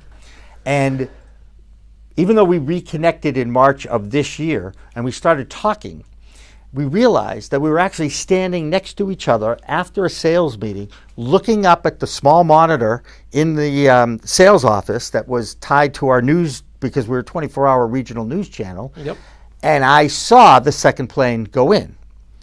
And on that second plane was, well, I knew a half dozen people. A lot of the planes came from Boston, but one in particular, speaking of Bobby Orr and the Big Bad Bruins, was Garnett Ace Bailey. He was an advanced scout for the LA Kings, and he had been a guest on my show. He lived in Linfield at the time, and he was a guest on my show. And he was one of the victims that day who went into the tower. And I always think about that whenever we talk about 9/11, because when you're from Boston and a lot, what they say, 2 sense of separation, everybody, it's a small world. 6 degrees of separation. 6 degrees of separation is the expression, and Yep. It is a small world. And it did touch so many of us personally that day, on top of the fact that it's my kid's birthday. So again, running that 11th birthday party in the backyard was crazy. The finding out literally 5 months ago that Karen was standing next to me, looking up at the same monitor I was looking at, watching the plane go in, was pretty amazing to me. Well, it's amazing is, think about it, 19 years ago, right? Time goes by quick. Right. So for all of you young 30s and 40s, pretty soon you're going to be old guys like us. Right. Remember that. 'Cause It happens quick. Right. And I will say that time has really slowed down in 2020. This has been by far the longest year of my life. Okay? Because this is a long year. And I'll be honest, David, we're sitting 6 feet apart. I mean, I've learned about what being a germaphobe is all about, right? Yep. And I respect the CDC and what they've done, and I look at the science now, and hopefully we are moving in the right direction. I don't know how quickly it's going to happen, but Lord knows, I hope by next year at this time we'll have a vaccine, and it has been put out into the populace. And you know what? I really hope that they give it away. That's all I got to say. Great. about that. All right? So back to cannabis. Yeah, go ahead. We got about 5 minutes, and then I want to introduce the We Talk News and be out of here, if that's okay. Yeah, absolutely. Because you know what else is tonight? It is a live show, so I get to talk about Game 7 of the Celtics, too. Go ahead. What else do you want to talk about on the cannabis front? You know what? I'm actually, now that I've learned so much about the delivery license that has been opened up to the social equity groups, I'm happy about it. It's a game changer. The way they're talking about, so it's interesting. I believe it caught the two Massachusetts cannabis business associations, the By medical surprise? group as well as the business association, caught them off guard. Yeah. I don't think they realized that this was going on. And then there was the public session. Then the commission voted, and they decided which parts they wanted to move forward. Yeah. They took their vote. I think it was Friday, was it? Mm-hmm. It was Very definitely a recent- Friday because yeah, I remember Dan because Adams talked about it. And the in the next vote, day. they voted on, okay, what are we going to move forward in the regulations? And they're moving this forward. There were three provisions. You touched upon them a little earlier. There's something called tiers. Mm-hmm. And the theory under the tiers was subject to either how much inventory or how much sales you generate will be what tier you're in, and then they were going to regulate you according to the tiers. Commissioner Hoffman, Chairman Hoffman, spoke to some of the compliance folks and found out it's not going to, the larger your inventory is not going to increase the burden upon inspection staff, like it does when you go from a 5,000 square foot canopy to a 100,000 square foot canopy and you got tags on all the plants. Yeah. So the tiers is out. The next thing had to do with repackaging. Many of the stores in Massachusetts will buy raw flour, Yeah. and in the back of the retail store in a room, they grind it up, Yep. and they make their own joints, Right. their own pre-rolls. Right. So, But they're don't not- do what a Michigan woman did. Don't lick your joint. Right, in I COVID. understand. I'm sorry. I saw that. You saw the note. Some poor So person. it looks Yeah. like the repackaging, which is baked into the regs right now, and retailers are allowed to do that. They may not allow the home delivery folks to do that. And then they have, what was the other one? It was tiers, repackaging, and repurposing. Are they're not going to do content. Are the delivery people going to have a little lab in their basement where Well, they they're were talking of decarboxylations? They wanted to be able to allow the proposal was that delivery people could take product in and make some changes to it and put their own label on. It looks like the latter of the two, the repackaging and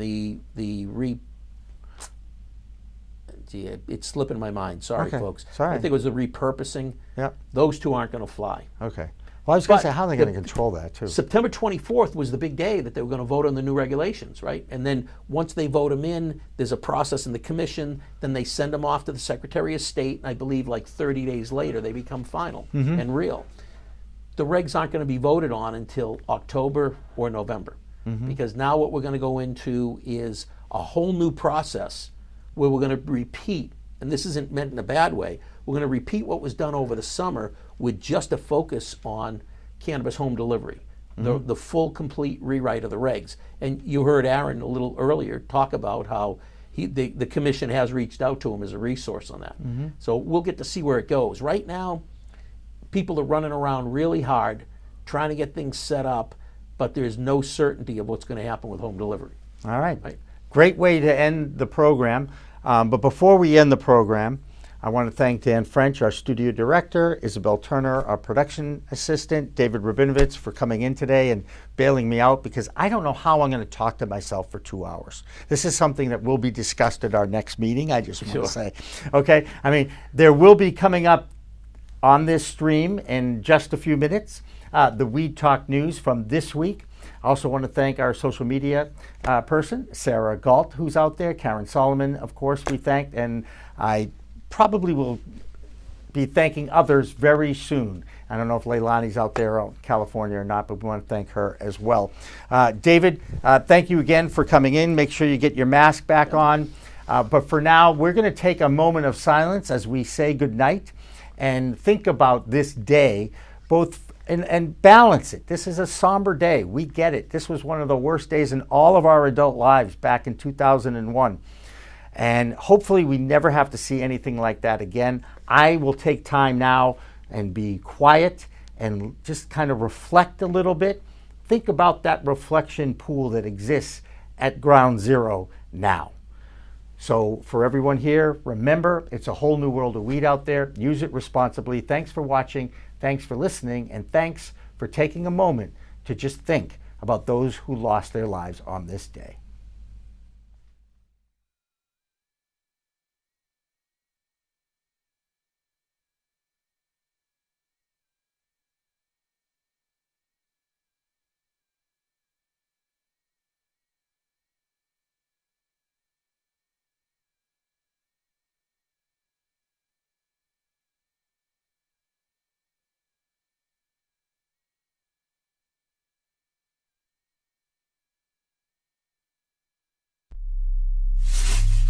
We are Pro Cannabis Media.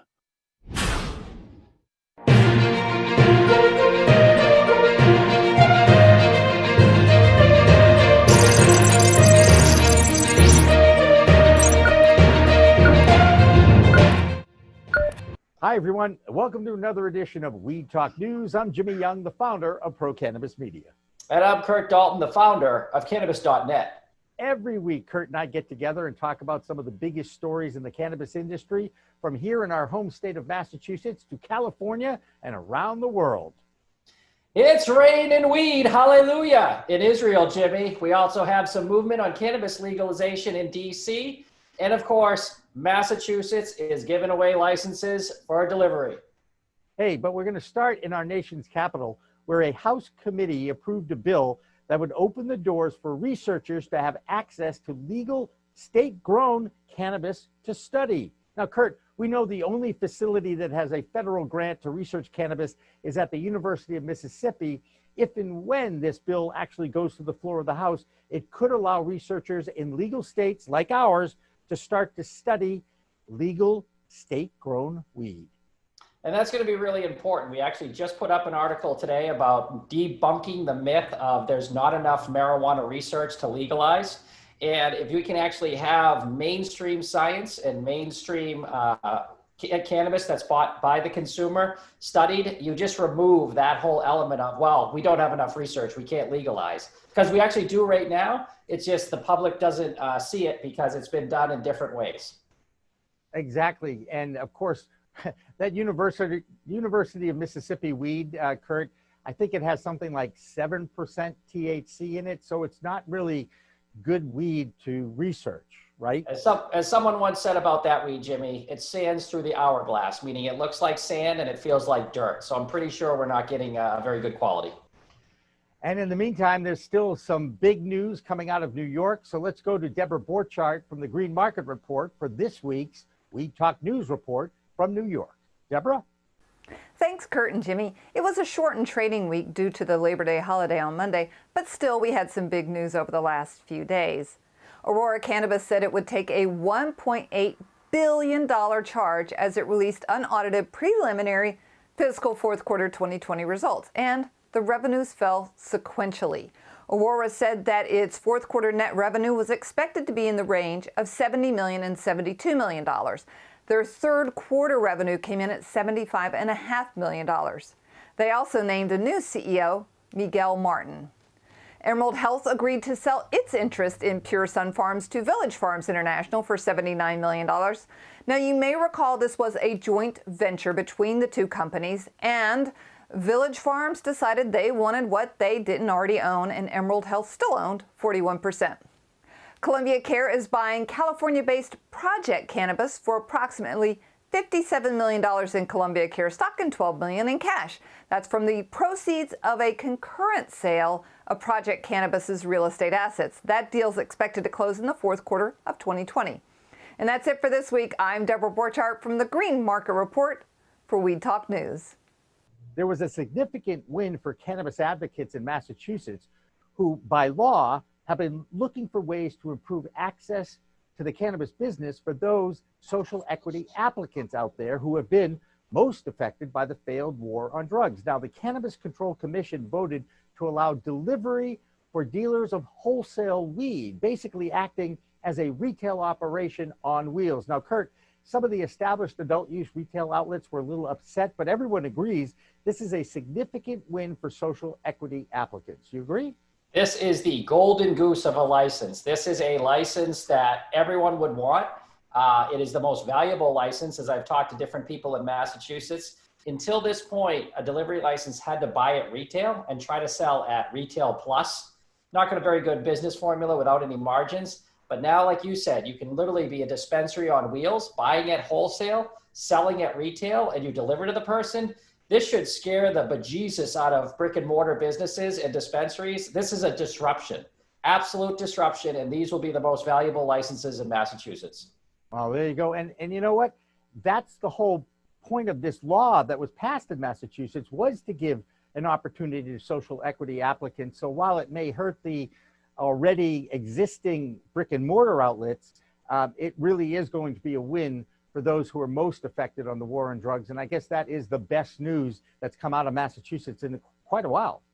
Yeah, they got off to a rough start. The SC and EE applicants didn't get a fair shake, and they've been fighting for a couple of years for a fair shake. But at least the fruits of their labor at the end of this road are phenomenal. It is a license that probably the most valuable one you'll ever get from a state. So they're off to the running or off on their wheels. And they'll have a 3-year exclusive on delivery licenses here in the Bay State of Massachusetts. Now, meanwhile, in California, the feds won a lawsuit against the California Bureau of Cannabis Control. This was probably inevitable, as the Drug Enforcement Administration and the Department of Justice is going after the business records of a handful of operators in the Golden State who seem to be moving cannabis oil out of Mexico into California. Now, Kurt, why is this still happening in a legal state? So costs and economics are dictating that the cost of labor, electricity, and production are lower in Mexico. But this is a bad thing in general, because if you remember, a certain group of companies was also what the subpoena to weed maps when they were looking into weed maps in the California Cannabis Control Commission. Federal subpoenas are not a good thing. They usually don't go away. They take years to come to fruition. But the more the feds subpoena and win in court, the worse it is for the California cannabis industry and the industry in general. So not good news for anyone on this. Has California screwed up this adult use recreational license legalization that they just started? Some of the players have, absolutely. As you're looking at shady deals or oil coming from Mexico, you can't say everyone has, right. But because the taxes are so high and the regulation and the cost, people are looking for side deals, ways to make money, and obviously getting your oil from Mexico and trying to sell it as a U.S. product and crossing a state line and a country line. That's international drug trade. I mean, if you want to really get nitty gritty on the UN. So I could see why the feds are getting involved. And again, the subpoenas to weed maps, it's not a good side at the federal government. Let's see what happens with the election. We could have a turn of the Justice Department and the what they're going to try to look at. But until that election, it's not good. Well, we all know that the political divide in Washington, D.C. may not lead to any cannabis reform for the rest of this year, but that won't stop House Democrats from trying to push a vote on the MORE Act, and that stands for Marijuana Opportunity Reinvestment and Expungement Act, that would legalize cannabis on a federal level and promote social equity. Another Republican congressman says he'll be voting in favor of that bill, but most of the legal and political analysts recognize this bill won't go anywhere as long as the Republicans have control of the Senate. So, and by the way, our DC reporter, Phil Adams, will have more on this story in just a minute. So I guess, Kurt, is it even worth the effort for our elected officials to be pushing this agenda before the November election? No. And unfortunately, it's a great headline, Congress to vote on marijuana legalization.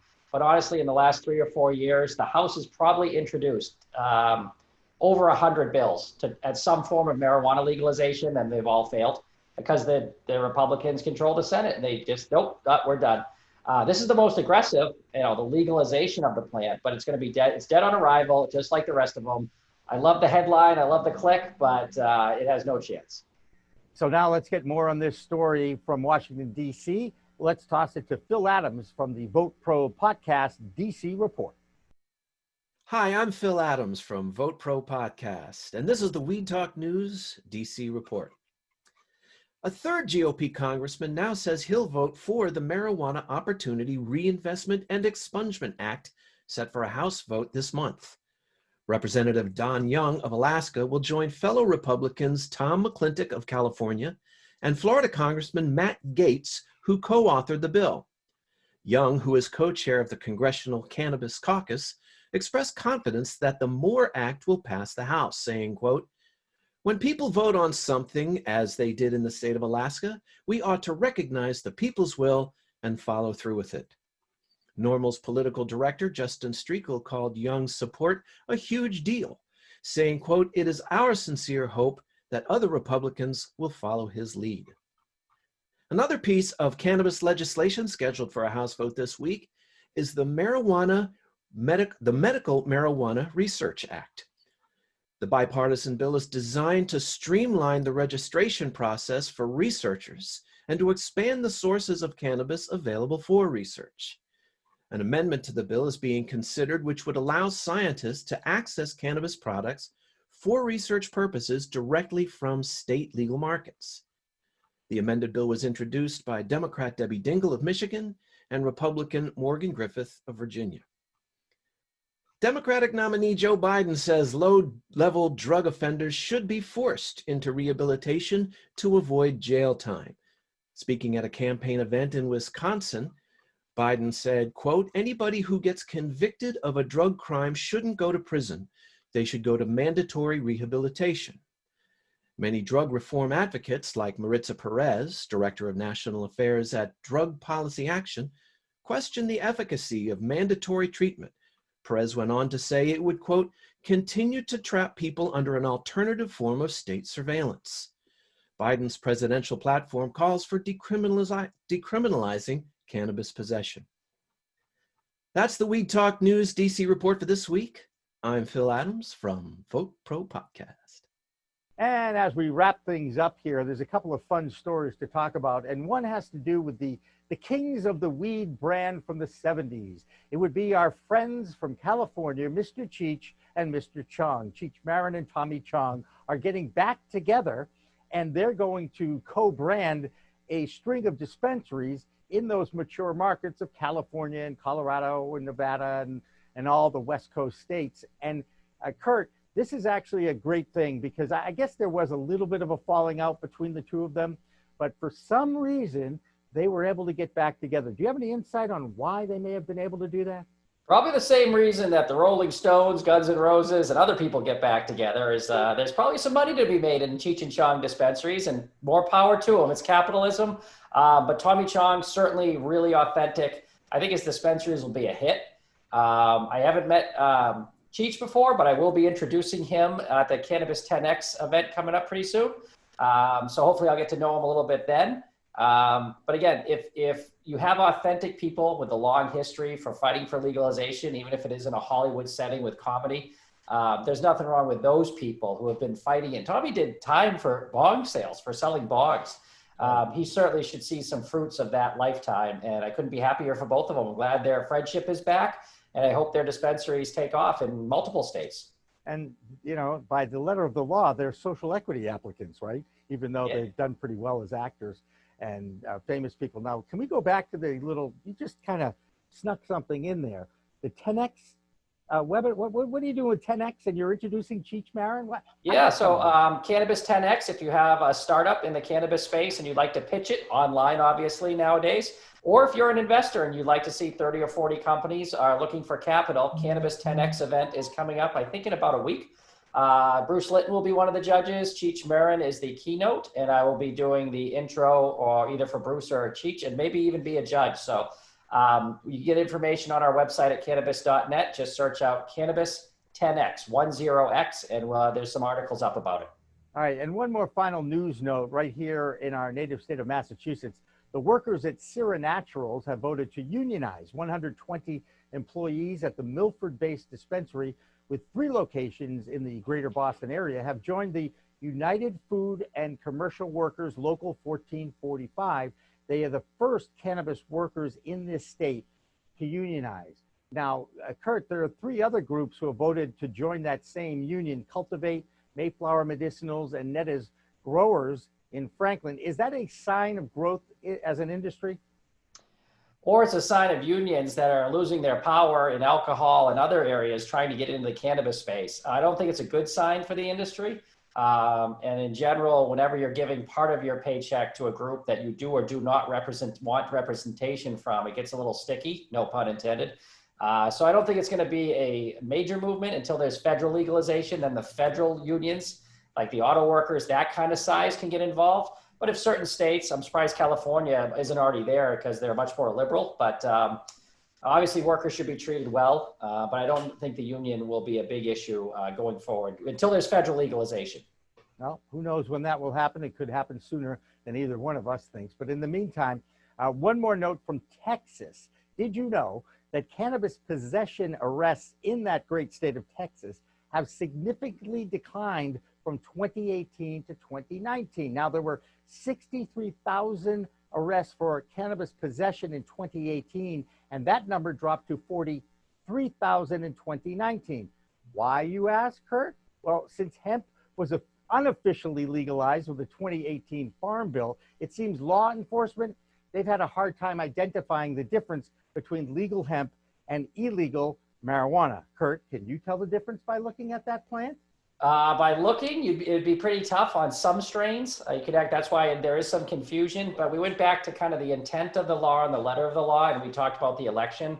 You could have the letter and the intent of the law say something, but your police chief can tell you, stop pulling over the tractor trailers, don't worry about weed right now. And all of a sudden, that's not their priority, which is a good thing, but let's hope that Texas, which is more of a conservative state, also has their rec program moving forward. And maybe with federal legalization, we'll get some rec in Texas. Now, you can certainly tell the difference if you happen to be in Tel Aviv, Israel this past week, and it happened on my birthday, September 3rd, last week. A local cannabis advocacy group in Israel that is pushing that country's legalization effort put a drone up in the air and dropped hundreds of 2-gram packets of weed buds into Rabin Square in the middle of traffic. It did kind of cause quite a scene in Israel's second largest city. We would call that manna from heaven, as my chosen tribesman would say. Kurt, what in the world, can you not come up with a better promotion than that? I think, when your birthday, obviously every year in Israel, it's a big deal. And I don't know how they one up themselves. So then they started saying, what is Jimmy into now? He used to be a sports guy, but now he's doing cannabis. Let's drop weed on his birthday. So I think you should be honored. I think it was a great sign of respect from the homeland. And hopefully it was all kosher kush, as I like to say. I like that too. And I'm sure Rabbi Yaakov Cohen did bless that. All right. That was the Green Drone Group, a medical, the Green Drone Group was the one that did this. And just in case you don't know, medicinal marijuana is legal in Israel, and there is a push for full legalization there. So I guess, Kurt, if the election doesn't turn out the way I'd like it to, I am looking forward to moving to the promised land. That would be in Israel. We'll have to see. L'chaim. Well, that'll do it for Weed Talk News for this week. I'm Jimmy Young from Pro Cannabis Media. And I'm Kurt Dalton from Cannabis.net. And remember, it's a whole new world of weed out there. Use it responsibly. Thanks for watching, and thanks for listening. Weed Talk Now, Weed Talk News, and In the Weeds are all available on most major podcast distributors like iTunes, Spotify, Google Play, and our friends at clnsmedia.com and our flagship, Cannabis.net. So subscribe, share, and like our videos on all the social media networks out there, including LinkedIn, Twitter, Instagram, Facebook, the WeedTube, and YouTube.